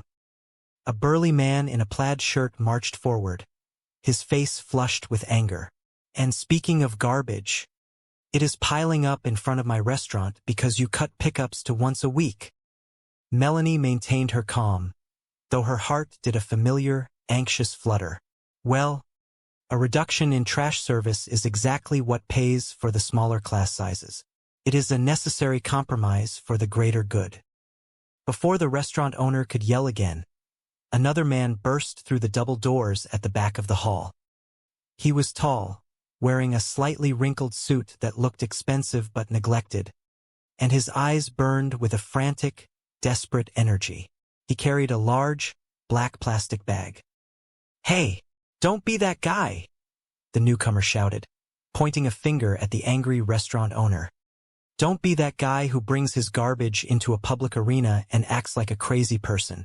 Act like a gentleman. Thank you. The room fell silent, stunned by the bizarre interruption. Melanie blinked, momentarily grateful for the distraction. But then the man turned his intense gaze directly onto her. Now, the man demanded, marching down the center aisle, where in the world is the money your brother-in-law stole from me? Melanie gripped the edges of the podium. Of course, it always came back to this. Her sister was currently residing in a federal prison, and her brother-in-law, Louis, had vanished into thin air, leaving behind a trail of ruined investors, a massive scandal, and 2 abandoned children. What? Melanie said, keeping her tone even. My sister? Okay, but that is not me. I am not responsible for their actions. She looked out at the sea of faces, shifting her strategy to disarm the tension. Let me ask the room, does anybody here have a relative they are not exactly proud of? Slowly, sheepishly, hands began to rise across the room. The restaurant owner raised his hand. An elderly woman in the second row raised hers. See, Melanie smiled sympathetically. It is not just me, although I will say at least he was cute. Yeah, I do not see it, the frantic man muttered, crossing his arms over his chest. Despite the ambush, Melanie held her ground. She managed to conclude the meeting, fielding the remaining questions with grace and authority. As the crowd dispersed, a few colleagues patted her on the back. You held your own up there, one of the senior councilmen told her. You remind me of your father, the esteemed senator. Melanie exhaled a long breath, a mix of relief and exhaustion washing over her. Oh my goodness, she whispered to herself. Did I smell like stress and panic? No, a friendly aide reassured her. You smelled like authority. Melanie flashed a genuine smile. Oh, well, that is my signature fragrance. Yes, I have to say, in all humility, I was absolutely smoking up there. She offered a high five, then brought it down low, feeling a rare moment of victory. Plus, the angry man's interruption about his stolen money had completely shifted the focus away from the garbage collection.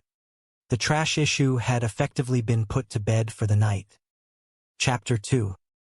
The victory was short-lived. The moment Melanie pulled her car into the driveway of her beautiful suburban home, reality came crashing back down. Waiting on the large front porch were massive black trash bags, dumped deliberately by disgruntled citizens protesting the new garbage collection schedule. Her 15-year-old niece, Lennox, was sitting on the porch swing, looking thoroughly unimpressed. Aunt Mel, Lennox sighed. Her tone said, looking skeptical. You ever work with kids? Are you kidding? Right out of college. I ran a youth center downtown. I was in charge of 50 teenagers, cooked them meals, helped them with their homework. I was Charles friggin' in charge, Joe said proudly. Yeah, you're perfect. There's just one little detail. I don't really like you, Mel said with a half smile. You know about school bus? Not running today. Jackson Street block because some kind of garbage protest, Joe said, trying to change the subject. Crap, crap, crap, crap, crap, Mel muttered. Oh, I mean, golly, tough break. Okay, I'll take you. I'll just miss my meeting. I mean, it's not like we need the police department. No, no, no, no. You'll make your meeting. I'll take him. Hey, Joe said, pointing towards the door. Hi, I'm Joe. See that Porsche out there? Joe asked, pointing at the luxury car parked outside. Yeah, it's mine, Joe added. For 10 more days. Sweet, Joe mumbled. I don't know if that's your... Oh, screw it. Buckle up, Joe said, opening the car door. Isn't that the cute yelling guy from yesterday? Lennox asked, looking out the window. Yeah, he's a homeless commodities trader, Mel sighed. He's taking care of the kids. How high do I sound right now? Mel asked helplessly. Bottom line, she sounds great. The perfect nanny, Rhonda said, walking into the room. You were right. I can't do this alone, Mel agreed. What, commodities trader? Rhonda asked, looking surprised. No, he's just temporary, Mel explained. And he's not cute, Rhonda observed. No, he's not. He has no hair, Mel agreed. Okay. Before we pull the nanny trigger, when do I interview this lady? Rhonda asked. Hello. Hold on a sec, Joe said, walking into the room carrying a laundry basket. Hey, let me ask you something. When's the last time anybody did any laundry in this household? You people live like pigs. These are my delicates, Joe said, holding up a pair of underwear. How did you get my delicates? Were you in my room? Mel asked, blushing furiously. Yeah, pull the trigger, Joe said with a sly smile. Hey Joe, you were right. I should have that sandwich now. Ryder, Mel's nephew, said, walking into the room looking exhausted. Hey Mel. All right, get back up there, Joe said, pointing upstairs. What is he doing home in the middle of the day? Mel asked, looking confused. His history paper, Joe replied. What? All right, pack the veins back in your forehead, Joe said, looking at Mel teasingly. I took the kid to school, right? And he tells me he doesn't have his history paper. So we drive back here to get it, and then he tells me he didn't exactly write it. And I said, well, you better exactly write it because it's due today. So he's up there writing it now. And he doesn't come out until it's done. Huh? Now that's nannying, Joe said proudly. You brought him home? You don't bring a kid home who hasn't done his work. You leave him at school to get yelled at, which is what he's got coming, Mel said angrily. What kind of rules are those? Joe asked. The rules that everybody knows, Mel insisted. I'm somebody. I never heard of them, Joe shrugged. Lennox, you ready? It's time to go, Mel called upstairs. She's not here, Joe said. Where is she? You were supposed to watch her, Mel yelled. You never said that, Joe argued. Because it's obvious, Mel fumed. The girl got suspended. She's gone. She's ditched the meeting. You know what? You're right. I just said you were right. That was a compliment, Joe said, trying to diffuse Mel's anger. Okay, she has like 3 places she usually goes after school. I'll start there, Mel said, grabbing her coat. You want me to help you? Joe asked. Yes, please do, Mel nodded. Nothing. I can work with this kid, Joe smiled. Wow, is this where you come for your adolescent brooding? Joe asked, walking into Lennox's room. You come up here to turn me in? Lennox asked defensively. It's not really my style, Joe replied. What is your style? Lennox asked. Outlaw, cast out by the power brokers. Forced to live a life in the city, Joe said sarcastically. Oh, kind of like Batman if he'd been demoted to a nanny, Lennox said with a half-smile. Nice. Aren't you supposed to be at a meeting at your principal's office right now? Joe asked. Why should I? Crap goes on there all the time. Ms. Lent fires the music teacher, completely gets rid of the band, and everybody's afraid to talk about it. Lennox vented. I'm tired of life being unfair. How about for once it just be fair? Lennox sighed. I'd be upset too, if my mom and dad bailed on me, Joe said empathetically. You're talking about Ms. Lent, Lennox corrected. You say so. You don't know anything about me? Joe shrugged. You're right, I don't. But what I really don't know about you is why you're taking this all out on your aunt, Joe said, his tone turning more serious. Because she's the only person who hasn't bailed on you. Look, I know she can get a little skitsy at times. All times, Joe tried to explain. But since we're talking about fair, do you really think it's fair that she has to go down to your school all alone and eat your big bowl of stink for something that she didn't do? Joe asked. Big bowl of stink? What is that? Lennox asked, looking confused. You'll know when you've eaten one, Joe smiled. Any sign of our Lennox? Ms. Lent asked coldly. Oh, Ms. Lent, look, I know what Lennox did was bad.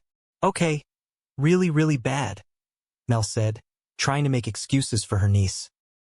But if any kid has the right to be upset about what life's handed her. Look, I'm not trying to excuse Lennox, I'm just saying, if I was Lennox, I probably would have done worse by now. In fact, I did, Mel added. This is pointless without Lennox. Why don't we just reschedule? Manuskript Lenszeit. You think you can manage to find her by, say, tomorrow afternoon? Ms. Lent asked. Oh, tomorrow's city council sessions all day. But we take lunch 12 to 1. I don't know when you break, Mel replied. Ms. Burke, parenting doesn't fit into nice little schedule boxes. You know, it might be helpful to look not just at what Lennox is doing, but at the job you're doing, Ms. Lent remarked. She's doing okay. Hey, Joe said, walking into the room with Lennox. I'm sorry I'm late, Lennox said sincerely. And I'm sorry about the other day with the poem. And I'm sorry about the stuff that I said. I was mad. And apparently not really at you, Lennox continued. But there's no need to blame my aunt. She's been getting enough of that for me. You know, at least she's trying, Lennox added. Okay, whatever. Let's just get to the stink-eating part, Lennox said, sounding somewhat relieved. The what-eating part? Ms. Lent asked, looking confused. All right, let's see what you got, Joe smiled at Lennox. Here's a thought, my hip young brother man. Try loosening up your knees a little bit. Joe instructed Ryder on how to shoot a basketball. You're welcome, Joe grinned. I heard about all the crap you've been going through. You know, with your wife going broke, losing your car, your condo, Mel said empathetically. I mean, how can you even walk? Oh, sorry. I didn't mean to. Mel apologized quickly. No, it's all right, Joe smiled. I'm aware that my life is an abyss of inky black despair. Thanks for the pep talk, Joe added. Hey, could you show me how to do that? Mel asked, pointing to the basketball. Only if you taped it. I have no idea, Joe replied. Oh, I'm sorry. Your aunt. I meant your aunt. Joe stumbled over his words. Hey, so I ate my whole big bowl of stink. I even went back for seconds, Mel said, walking into the room. Ugh, I'm gonna go brush my teeth now, Mel grimaced. Hands, Joe said, holding up a hand. It was you. You talked her into going down there, Mel said, looking surprised. How did you talk her into going down there? Mel asked. People like me, Joe replied with a grin, handed out flyers containing an original poem, rhyming her principal's name in a creative way that didn't go over well with Ms. Lunt. Not to send up a flare, but there's a possibility Channel 5 has a story, Rhonda said, her tone filled with worry. Are you sure? Mel asked. Pretty sure. I was just on the air, live, denying it, Rhonda sighed. Mel flopped back down onto the chair, burying her face in her hands. 2 months living with me and she gets suspended. Legal guardian of the year. Thank you. I keep telling you, hire somebody, an organizer, a professional. Those kids need structure and discipline and possibly electroshock therapy, Rhonda added, patting Mel's shoulder. And you, my dear, cannot do everything. Well, maybe not everything, but I can certainly do this. Mel stood up, her face resolute. It's just a matter of going up there and setting that girl straight. I haven't moved yet, have I? Why isn't my sister here to discipline her own daughter? Mel muttered, her tone full of frustration. Because she's locked up in federal prison. Mel walked into Lennox's room. The girl was sitting on her bed, listening to music through headphones. Remember you and me at the Fall Out Boy concert? I just found this old picture, Mel said, handing the picture to Lennox. Oh, you mean the one that was hanging very obviously in the hallway outside the door? Lennox offered a sarcastic smile, taking off her headphones. Not obviously. Affectionately, Mel corrected, smiling. That was some night, huh? Fall Out Boy. Woohoo. Where are we going with this? Lennox asked, her eyes full of suspicion. I was just remembering the good times, you know? When we shared, told each other things. Important things, Mel said, trying to find a way to connect with the girl. That happened. Today, Mel continued. Oh, come on. You didn't think I got suspended with something you might share? Lennox asked, raising an eyebrow. Okay, I will share this. Lennox crossed her arms over her chest. Miss Lent is a fascist. Why couldn't you have called her that, instead of, Mel sighed. Well, I never got in trouble at my old school, Lennox shrugged. That's because your parents bought the indoor pool, Mel said, a hint of sarcasm in her tone. It didn't even have a spa. Like, what's up with that? Whatever, Lennox replied, turning away. Look, Miss Lent is expecting an apology, Mel said sternly. You and I have an appointment down in her office at 3 o'clock tomorrow. Great. You let me know how that goes, Lennox said nonchalantly. Lennox, until you talk to her, you can't go back to school, Mel stated firmly. Oh, well, guess I'm not going back to school, Lennox shrugged. Of course you are. This is your education.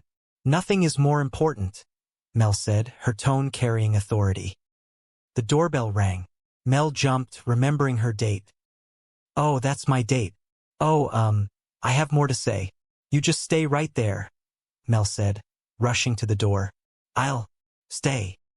Mel opened the door, but instead of the man she was expecting, it was the shabby man from earlier. Oh, gross. I was expecting my date, Mel grimaced. I'll be quick, the man said, his tone apologetic. I was a jackass down at City Hall. I never should have crashed your meeting asking where your brother-in-law was. That was wrong, and I just wanted to come here and say that I'm sorry, the man continued. Bolivia. Louis is in Bolivia. Isn't he? The man suddenly shouted, making Mel flinch back. You just flinched. I flinched because you shouted Bolivia, Mel said, trying to regain her composure. Okay, people in Bolivia flinched, the man muttered. Look, I don't know where the hell he is. Now get lost and leave me alone. Just then, Griffin, the man Mel was dating, walked up. He was dressed smartly and smelled strongly of cologne. Hi, Griffin, Mel smiled, her face brightening. Hey, don't you look nice and smell handsome? Who's this guy? Oh, no guy. I'm the shabby man stammered. Look, Griffin, I know you've waited a long time for this date, and so have I, Mel said, her tone tinged with regret. I mean, look, great. Look, I have a niece in crisis and I really want to go on this date, but, I have to spend some time with her, and I so want to be spending time with you, but, man, you smell great. Look, I'm really excited to buy this date. I just can't go on it, so let me do this, Mel said, pulling a wad of cash from her purse. There, that should hold you for a few weeks, maybe more. We just don't know. Wow, that's a whole bucket of gravy, Griffin said, taking the money with a surprised look on his face. Hi, Rhonda. I know I'm late. The shabby man, introducing himself as Joe, walked in holding a folder. Really? That late? Mel asked, checking her watch. Yes, I filled out the paperwork for the nanny agency. It's right here, Joe said, handing the folder to Mel. No kidding. I'm late. You should have said that before, Joe added. Oh, dear God. Relax. Mel sighed. It's a happy visit today, Joe said, flashing a bright smile. May I? No, Mel replied curtly. So I found the city budget online last night, and I went through it, Joe said, ignoring Mel's refusal. Here's a thought. The cash in the general fund that's just sitting there? Hire me and I'll double your rate of return.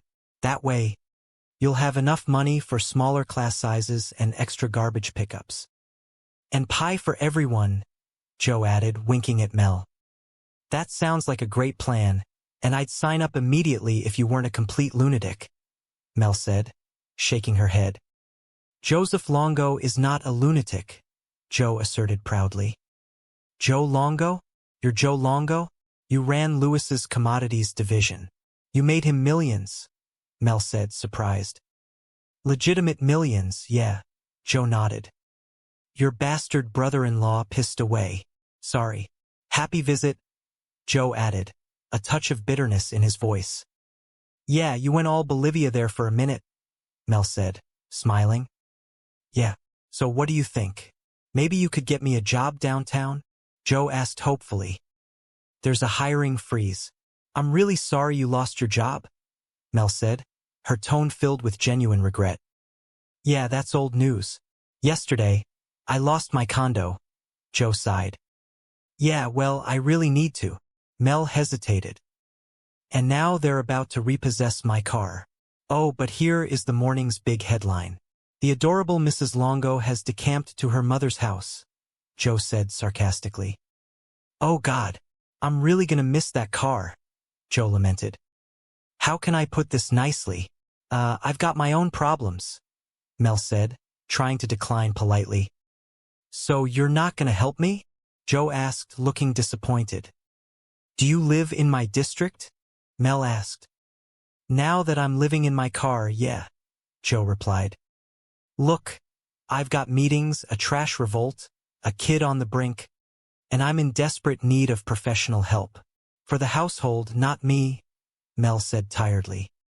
You're not gonna find anybody this way. This salary sucks, Joe said, looking at the nanny flyer on the table. It's living, Mel insisted. It includes meals, which she'll be cooking because otherwise people will starve, Joe pointed out. She? It has to be a woman? Only, vagina Americans need apply, Joe asked sarcastically. Personal question, did your hair get sick of you and leave? Mel retorted, her eyes full of irony.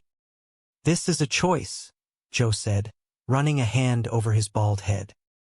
All right, all right, all right. Look, look, look, look. We both know that's a lowball offer. All right? So come on. What's your top number there? Joe asked, a probing look in his eyes. That is my top number, Mel said firmly. All right, you gotta deal with it. I can't start till Monday, Joe said, pretending to consider it. Who offered you a job? Mel asked, looking surprised. All right, I can start today. I'm just gonna have to, move a few things around. Mostly my car. Tuesday's street cleaning. Isn't it? Joe said with a mischievous smile. You do know we're talking about a nanny here, right? There are children involved. Mel, her welcome mat, towering over them both, was an incredibly large, muscular man wearing the bright, reflective uniform of the city sanitation department.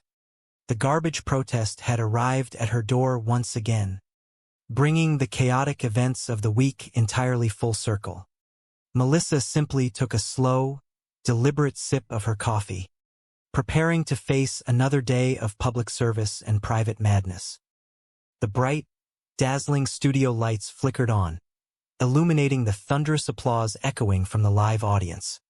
The television show, Melissa and Joey, officially began its broadcast, carrying with it a vibrant atmosphere filled with the signature laughter of a relaxing evening. The scene revealed a cozy living room, the setting where the hilarious yet touching stories of an unexpected family were about to unfold. Mel, a young, energetic woman with bouncy hair and a radiant smile, walked into the room, shedding the exhaustion of a stressful workday. She wore an elegant business suit, but it couldn't hide the tiredness etched on her face. Her voice rang out, laced with a hint of self-deprecating irony. Melissa and Joey is recorded in front of a live studio audience. Look at you, public servant by day, hottie by night. Mel spoke while admiring herself in the mirror hanging in the corner of the room, gently smoothing her tousled hair. She sighed, shrugging her shoulders as if trying to shake off the worries of her job.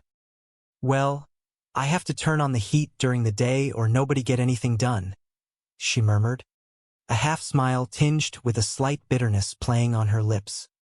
Suddenly, the door burst open, and a man stormed in with a furious expression.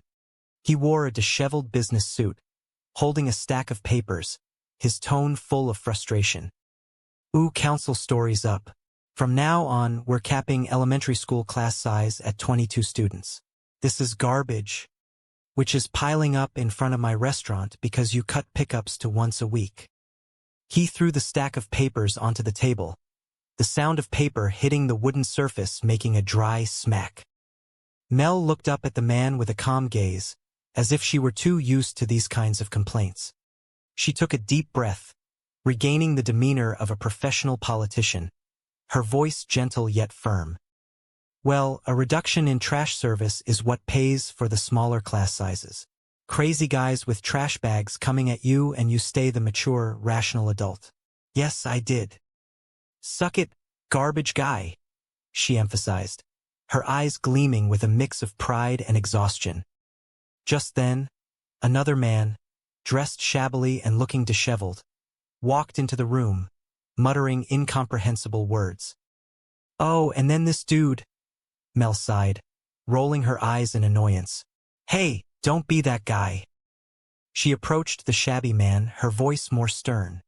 Don't be that guy that brings your garbage into a public arena and acts like a crazy person. Act like a gentleman. Thank you.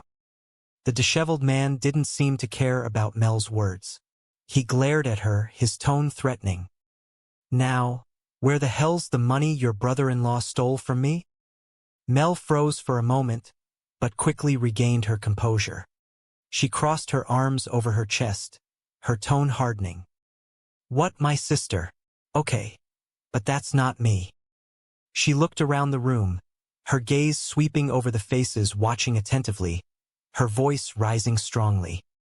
Let me ask the room, does anybody here have a relative they're not exactly proud of? A silence fell over the room. Mel offered a half smile, her eyes full of confidence. It's not just me. At least he was cute. Laughter erupted from the audience, breaking the tense atmosphere. An older woman, sitting in the front row, smiled and said, Yeah, I don't see it. You held your own up there. You remind me of your father, the esteemed senator. Mel bowed slightly, a radiant smile on her face, her tone laced with humor. Oh, my God. Did I smell like strippers? No, you smelled like authority, the woman replied with a laugh. Oh, well, that is my fragrance, Mel giggled, smoothing her hair once more. Yeah, I have to say, in all humility, I was, smoking. Up high, down low. Okay. Mel high-fived the woman, and laughter rang out again. Plus, your brother-in-law's various felonies totally shifted the focus of the meeting, Mel continued, her tone turning more serious. I think you put the whole trash issue to bed. The woman nodded in agreement. At this point, Lennox, Mel's niece, a 15-year-old girl with dyed hair and a pouty face, walked into the room holding a cardboard box. Aunt Mel, why are angry white guys throwing trash at our front door? Lennox asked, her tone filled with annoyance. Mel sighed, stepping closer to Lennox and patting her head. There is a political debate in the community in which the majority feels as though. This is getting heavy, Lennox interrupted, wrinkling her nose, and really smelly. She set the box down on the floor and turned to Mel. I'm just gonna leave this here for you, Aunt Mel. There's like 10 more on the porch. Hey, Lennox, Mel called after her, trying to keep her tone light. Did you see the, dresser I put in your room? Lennox stopped, turning back to look at Mel with an indifferent gaze. Yeah, it's really cute, but I'm okay. I've got suitcases. With that, she walked straight into her room and slammed the door shut. Mel stood there, watching her niece's retreating figure, her heart heavy. She spoke to herself. She thinks living here is temporary? Well, she no longer tells me what she thinks. She remembered the days when Lennox was a bubbly little girl, always chattering beside her aunt. I used to be, I'll sneak out of the house, Aunt Mel. Let's get matching tattoos, Aunt Mel. And now everything was just, because I said so, Aunt Mel. Mel offered a bitter smile. I do horrible things like put furniture in her room. Clearly, I'm a monster. Rhonda, Mel's best friend, an Asian woman with a confident and cheerful demeanor, walked into the room carrying a plate of pastries. Of course she's difficult, Rhonda said, placing the plate on the table. Don't you remember what you were like at 15? Not very clearly, Mel muttered, flopping down onto the sofa. Did a lot of drinking then. Rhonda burst out laughing, sitting down next to Mel. I'm going out tonight, so Rhonda's staying with you guys if you need anything. Coach says you need a better jump shot, Mel teased. You got one of those? Rhonda laughed back. Yes, we Asian women are all about the hoops. She turned to look at Lennox's door, her tone turning more serious. So if you've got any homework, do it. And beyond that, just, be good and don't. Torch the place, Mel interjected with a smirk. Yes, it was one little single alarm fire, Rhonda shrugged. At his old house, the week his dad ran off. He was angry. He just stacked 20 of his dad's suits on the driveway, added some top-shelf cognac and lit them up. In a way, but we all need to let things out every now and then, Mel sighed. No, we don't. The urge to set things on fire, we repress, Rhonda stated firmly. Thanks for babysitting. I haven't had a date since the kids moved in. It's been so long, I'm actually nervous, Rhonda added, her eyes gleaming with anticipation. All right, what do you think? Mel stood up, pulling 2 outfits from her closet. These say smart, independent, bright political future. These say former bad girl. She's back. What, are you going hiking? Rhonda laughed loudly, pointing at the first outfit. That's yours. The ringing of the phone interrupted their conversation. Mel picked it up, her tone surprised. Melbourne? Rhonda Chong? Yes. Hello? Channel school principal. She did what? What did she do? When? Where? Really? Today? Lennox did that. Mel's face turned pale as she spoke to the woman on the other end of the line. Liz, I find that hard to believe. No, she didn't tell me. It's not at all typical. Of course I believe you. Mel tried to stay calm. I know when something's serious. It is really serious. I'm really sorry that this happened. I'll talk to Mel. But I'm telling you, this couldn't have happened. Mel hung up the phone, turning to Rhonda with a stunned expression. Guess what? Today at school, Lennox horror. She was appalled. She loudly accused Joseph of committing a terrible act. She declared that bribery was not only morally wrong, but it was also an example of absolutely horrible, destructive parenting. Joseph, unbothered by her outrage, calmly pointed out a technicality. He reminded Melissa that he was not a parent, and neither was she. They were simply 2 adults trying to manage an impossible situation. Lennox walked through the room at that exact moment, overhearing the conversation. Recognizing a lucrative opportunity, the teenager casually asked her aunt if she could also have $50. Melissa emphatically shouted no. Lennox shrugged and continued walking toward the kitchen. Joseph told Melissa to relax. He revealed the brilliant twist to his plan. He had not actually given the teenager cash. He had written Lennox a personal check drawn from his completely frozen and entirely bankrupt financial accounts. He smiled mischievously, noting that the check would undoubtedly bounce the moment she tried to deposit it, thereby providing the young girl with another highly valuable, real-world lesson about trusting strangers and the harsh realities of the banking system. Melissa stared at him, a mixture of disbelief and grudging respect washing over her. She asked him pointedly if this deceptive, transactional method was how he had managed the legendary youth center he claimed to have run right out of college. Joseph, sensing that his employment was finally secure, decided to come completely clean. He casually admitted that the youth center had never existed. It was a complete fabrication, a lie told out of sheer desperation to get the job. Melissa was stunned by his audacity. She listed his transgressions. He lied about his experience. He used fraudulent financial instruments to bribe a minor, and he actively encouraged deceit. She asked him, with genuine curiosity, if there was absolutely anything in the world he would not do to get what he wanted. Joseph thought for a moment and replied with a deadpan expression that he absolutely refused to wash windows. Joseph stepped closer, dropping the comedic persona for a moment. He told Melissa that he was genuinely just trying to help her out of a difficult situation. He admitted that he had played the situation fast and loose, utilizing questionable tactics. But he pointed out the undeniable results. Lennox had formally apologized to the dreadful principal. The suspension was resolved, and peace was temporarily restored to the household. Melissa had to admit he was right. She also recalled the most important detail of the afternoon. She told Joseph that Lennox had unexpectedly said several incredibly kind things about her in the principal's office. She confessed that hearing those words, especially after weeks of hostility and rejection, had literally taken her breath away. She narrowed her eyes, suddenly suspicious again. She asked Joseph if he had also paid the teenager to deliver those specific compliments. Joseph shook his head, his expression sincere. He assured Melissa that the kind words were entirely genuine, provided by the teenager completely free of charge. However, he could not resist adding a touch of his trademark arrogance. He suggested that it was highly probable that his mere presence in the household was naturally, seamlessly pulling the fractured family together.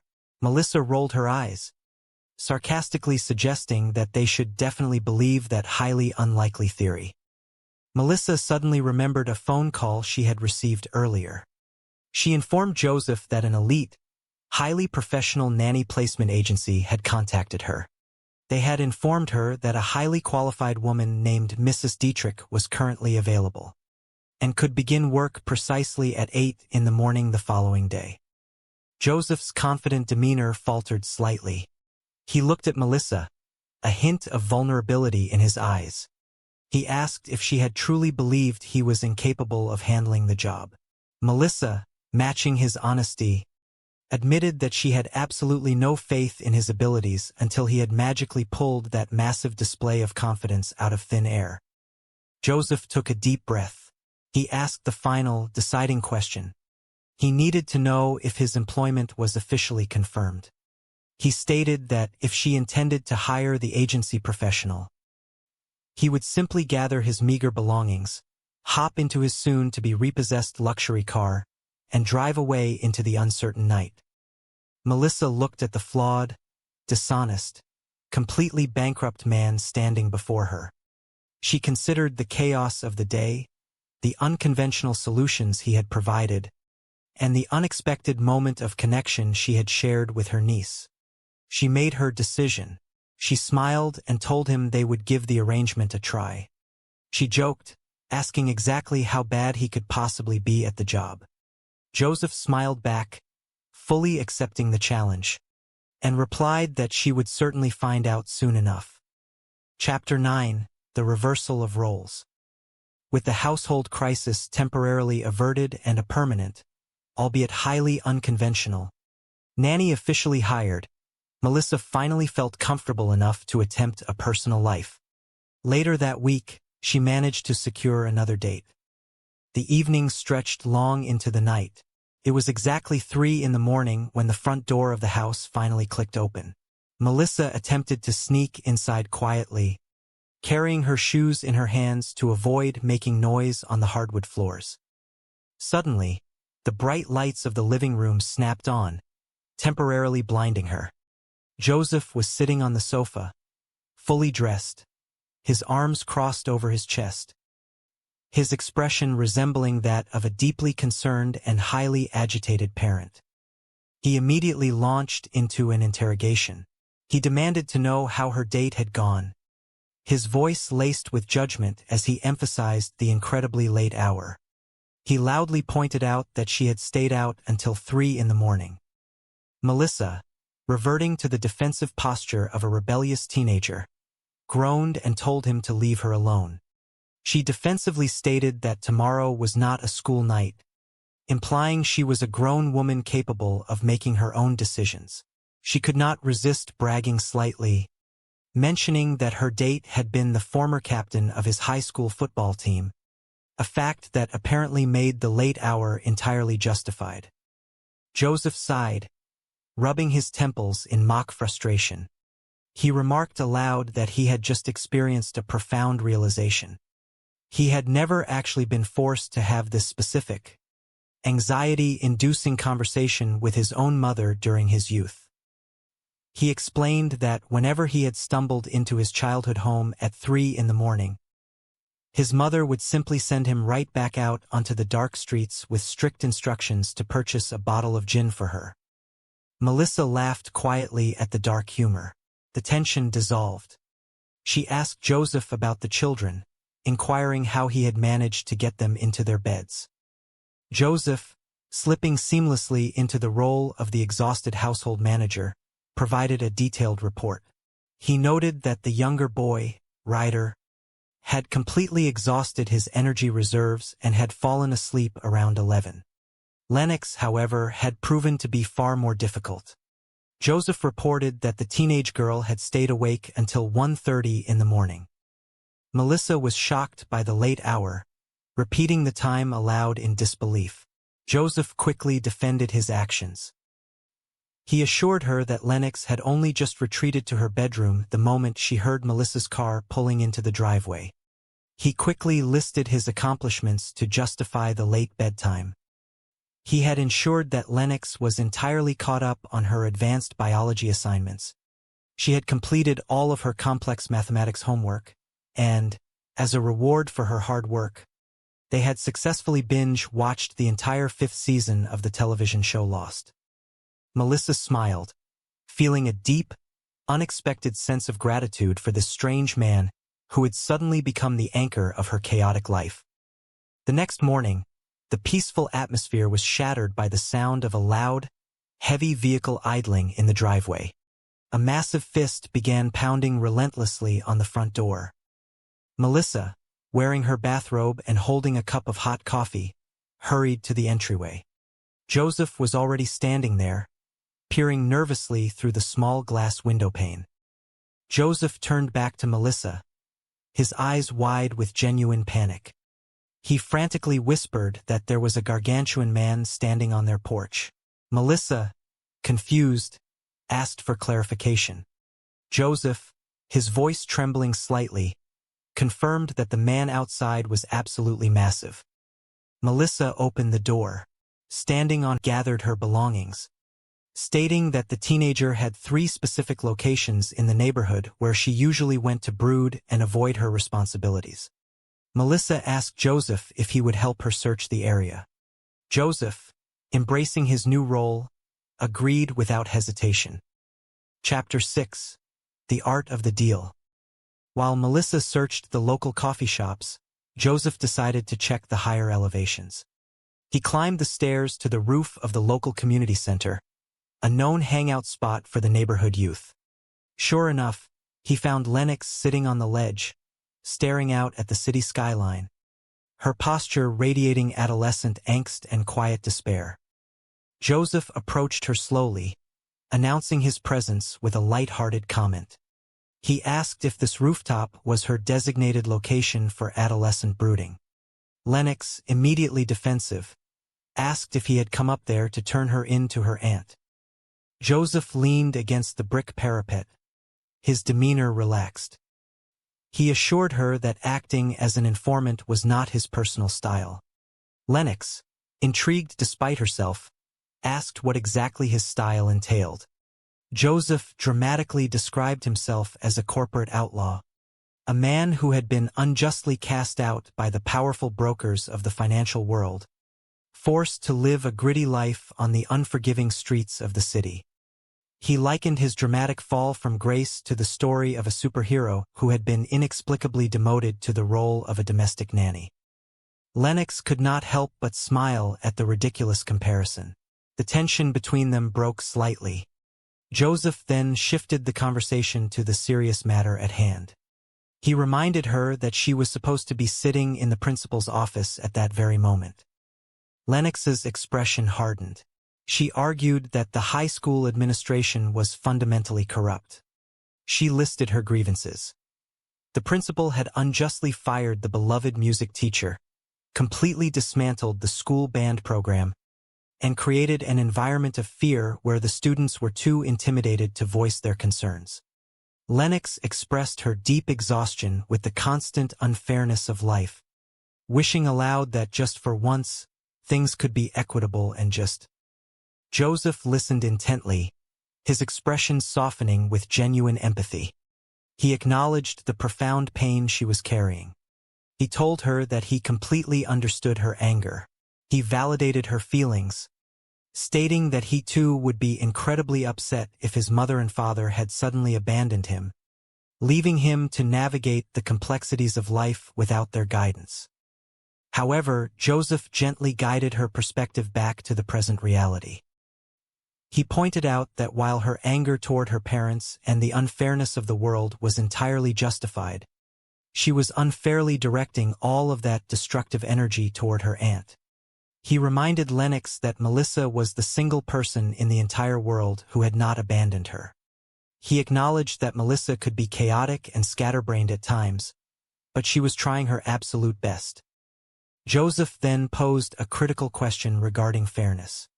He asked Lennox if she truly believed it was fair that her aunt, a woman already burdened with massive public and private responsibilities, had to march down to the high school all by herself to face the wrath of the principal. He asked if it was fair that Melissa had to consume a massive, metaphorical bowl of absolute unpleasantness for a rebellious action that she did not commit.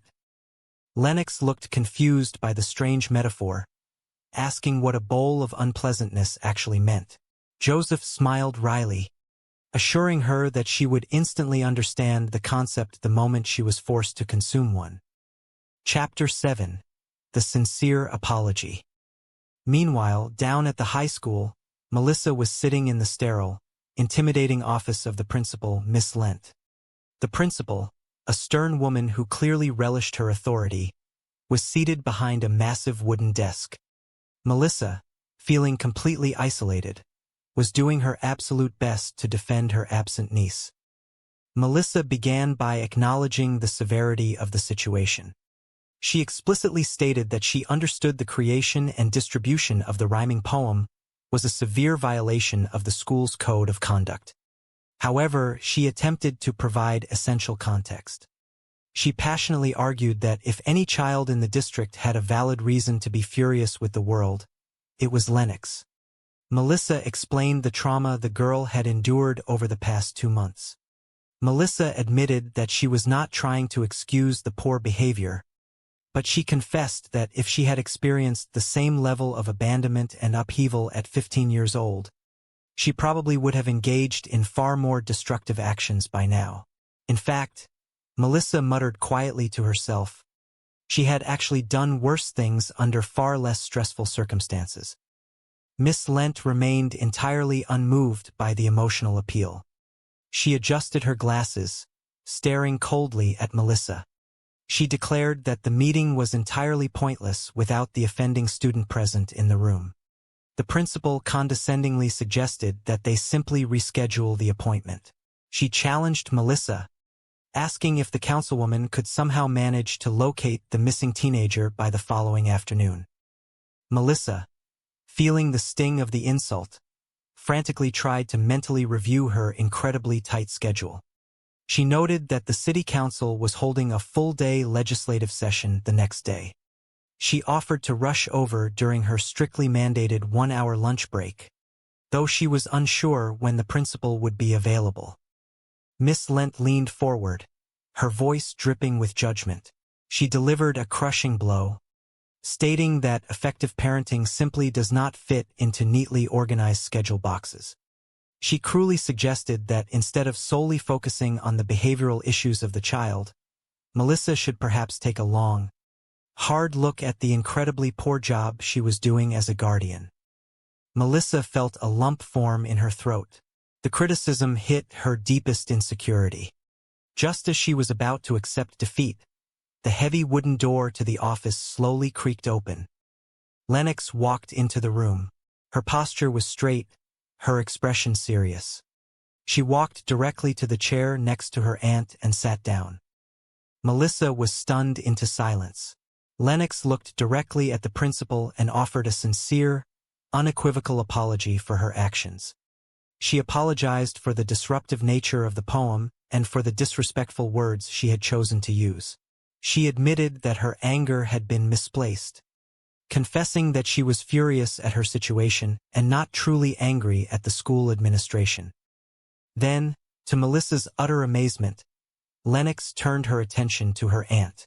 In front of the stern principal, Lennox stated that there was absolutely no reason to blame Melissa for any of the recent events.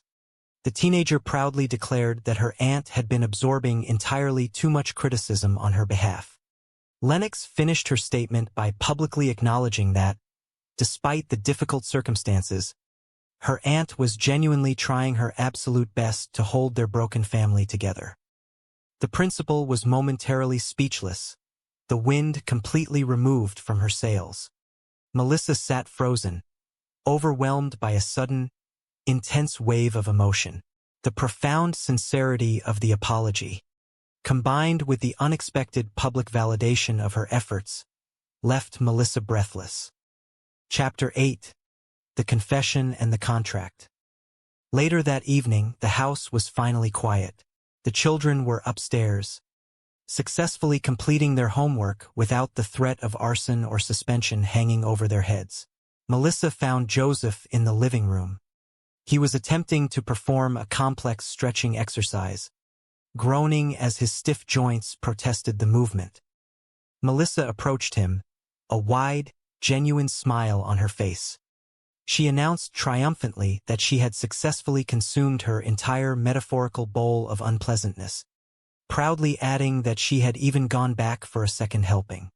She joked that the experience was so distasteful she needed to immediately go and brush her teeth. Joseph stopped stretching and looked at her, a knowing smile playing on his lips. Melissa demanded that he show his hands, playfully accusing him of being the mastermind behind the miraculous turn of events. She knew Lennox would never have shown up at the school and delivered such a mature, heartfelt apology without some form of intervention. She asked Joseph how he had possibly managed to convince the stubborn teenager to do the right thing. Joseph, deciding that honesty was the best policy, nonchalantly admitted the truth. He confessed that he had simply paid the girl $50. Melissa's smile instantly vanished, replaced by a look of sheer horror. And I am really sorry about the other day with the poem. And I am sorry about the disrespectful stuff that I said. I was just really mad. And apparently, not really mad at you. Lennox took a deep breath and looked down at her aunt. But there is absolutely no need to blame my aunt for any of this. She has been getting enough of that blame from me recently, you know. At least she is out here trying her absolute best. Miss Lent looked completely taken aback. She cleared her throat, adjusting her posture. Okay, whatever. Let us just get to the stink-eating part. Lennox looked at Melissa, suppressing a small smile. The what-eating part? All right, let us see what you have got to say for yourself, Miss Lent instructed, leaning back in her chair to listen to the formal apology. Later that evening, the house was finally quiet. Melissa walked into the kitchen, exhausted but feeling lighter than she had in weeks. Joe was standing by the stove, casually tossing a basketball in the air and catching it. Here is a thought, my hip young brother man, Joe called out toward the living room, where Ryder was presumably practicing his shooting form. Try loosening up your stiff knees a little bit. You are very welcome. Melissa poured herself a glass of water, watching Joe with newfound appreciation. I heard about all the terrible crap you have been going through lately, she said softly. You know, with your wife leaving, going completely broke, losing your fancy car, your beautiful condo. I mean, how can you even walk upright with all that heavy burden? Joe froze, the basketball dropping to the floor and bouncing away. He looked at her, his bravado slipping for just a second. Oh, sorry. I did not mean to. No, it is all right, Joe said, recovering quickly with a sarcastic grin. I am acutely aware that my entire life is currently an endless abyss of inky black despair. Thanks for the cheerful pep talk. Hey! Ryder walked into the kitchen, retrieving his basketball. He looked at Joe with admiration. Could you show me how to do that spin move later? Only if you tape it so I can watch my own greatness, Joe joked.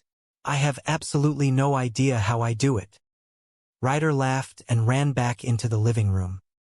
Oh, I am sorry, Joe said to Melissa, realizing his joke might have sounded dismissive. I am sorry. Your aunt. I meant to direct that to your aunt. Melissa leaned against the counter, a genuine smile spreading across her face. So, I ate my whole big bowl of stink today. I even went back for seconds, Melissa added proudly. Ugh. I am going to go brush my teeth now, Lennox announced, walking through the kitchen and heading upstairs, looking remarkably at peace. Once the kids were out of earshot, Melissa turned her full attention to Joe. Hands out, she commanded playfully. It was you, Melissa said, pointing an accusing but grateful finger at him. You completely talked her into going down there to the school. How exactly did you talk her into going down there? Joe puffed out his chest. People generally like me. No, really, Melissa pressed, wanting to know his secret. Joe sighed, looking slightly guilty. I paid her $50. Melissa's jaw dropped. A cash bribe? That is terrible. Not only is that ethically wrong, Melissa scolded, though she could not hide her amusement. That is absolutely horrible parenting. Well, I am not a parent, Joe pointed out logically, and neither are you. Can I have $50? Melissa joked, holding out her hand. No, Joe laughed, swatting her hand away. Then relax, all right? Joe said, leaning against the counter next to her. I wrote Lennox a personal check. Boing. That one is going to bounce higher than a rubber ball. Another very valuable life lesson about the real world. Melissa could not help but laugh out loud. So, is this exactly how you ran your famous youth center right out of college? Joe looked around to make sure the kids were not listening, then leaned in close. Oh, please. There was absolutely no youth center. Melissa gasped, playfully swatting his arm. Can I speak to you in the other room for a moment? Nice knowing you, Joe muttered to the empty kitchen as he followed her into the hallway. Oh, I will be totally fine.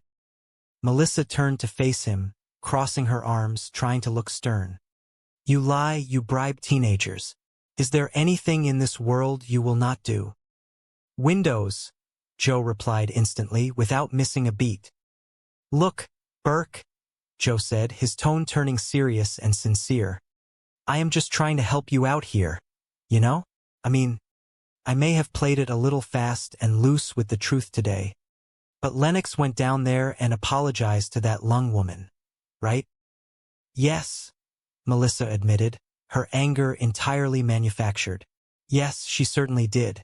She also, as it happens, said a few genuinely nice things about me, right in front of me. Melissa's voice softened, the emotion of the day finally catching up to her. It is the very first time since she has been living here. Frankly, Joe, it took my breath away. Joe smiled softly, understanding the weight of the moment. Oh my goodness, you did not pay her extra money to do that too, did you? Melissa asked, her eyes widening in sudden suspicion. No, Joe assured her, shaking his head. She gave me that one completely free of charge. Joe puffed his chest out again, unable to resist a little self-promotion. Although, it may just be my mere heroic presence in this household that is sort of seamlessly pulling everything together. Oh my goodness, let us just believe that, Melissa laughed, rolling her eyes affectionately. Oh, I almost forgot. A representative from the Regency Nanny Agency called this afternoon. They said that a Mrs. Dietrich is fully available and that she will be here at 8 in the morning tomorrow for a formal interview. Joe's confident smile faltered. He looked down at his shoes, suddenly looking very vulnerable. You really did not think I could handle this job, did you? Melissa looked at the man standing in front of her. He was arrogant, manipulative, and completely broke. But he had also managed to get Ryder to finish a history paper and had broken through Lennox's impenetrable teenage armor in a single afternoon. He was exactly the kind of chaos this family needed to balance out the tragedy they had endured. To be perfectly honest, no, Melissa answered truthfully. Not until you pulled all that miraculous confidence out of thin air today. Joe's eyes lit up with hope. So, is this official now? Because, if not, I can just, hop in my sports car and drive away forever. Melissa smiled, holding out her hand to him, just as he had done to her earlier that day. Yeah, let us give it a real shot. How bad could you possibly be? Joe took her hand, his grip firm and warm. You will find out, will you not? Several hours later, the moonlight streamed through the large living room windows. The house was blissfully silent. Melissa walked through the front door, slipping off her heels and carrying them in her hand. She looked radiant, her date with Griffin having been a resounding success. As she walked into the kitchen for a glass of water, she was startled to see Joe sitting at the small breakfast table, nursing a cup of tea. He looked exhausted, bags forming under his eyes. So, how did your big romantic date go that lasted until 3 freaking in the morning? Joe asked, his voice rough with sleep deprivation. Leave me alone, Mom, Melissa joked, walking over to the refrigerator. It is not a school night for me. And he was the captain of the high school football team, Melissa added, pouring herself a glass of cold water. God, wow. I just realized I have never actually had that specific conversation with my own mother. I would come in at 3 in the morning, and she would usually just send me right back out to the store for more gin. Joe chuckled, rubbing his tired eyes. So, how did the kids finally get to bed tonight? Melissa asked, leaning against the counter. Ryder completely knocked out about 11, Joe reported, stifling a massive yawn. And Lennox was, finally asleep at 1:30. 1:30 in the morning? Melissa gasped, her maternal instincts flaring up. All right. She just got in bed right now when she heard your car pulling into the driveway, Joe admitted sheepishly. But she is entirely caught up on her biology and her math homework. And the entire 5th season of the television show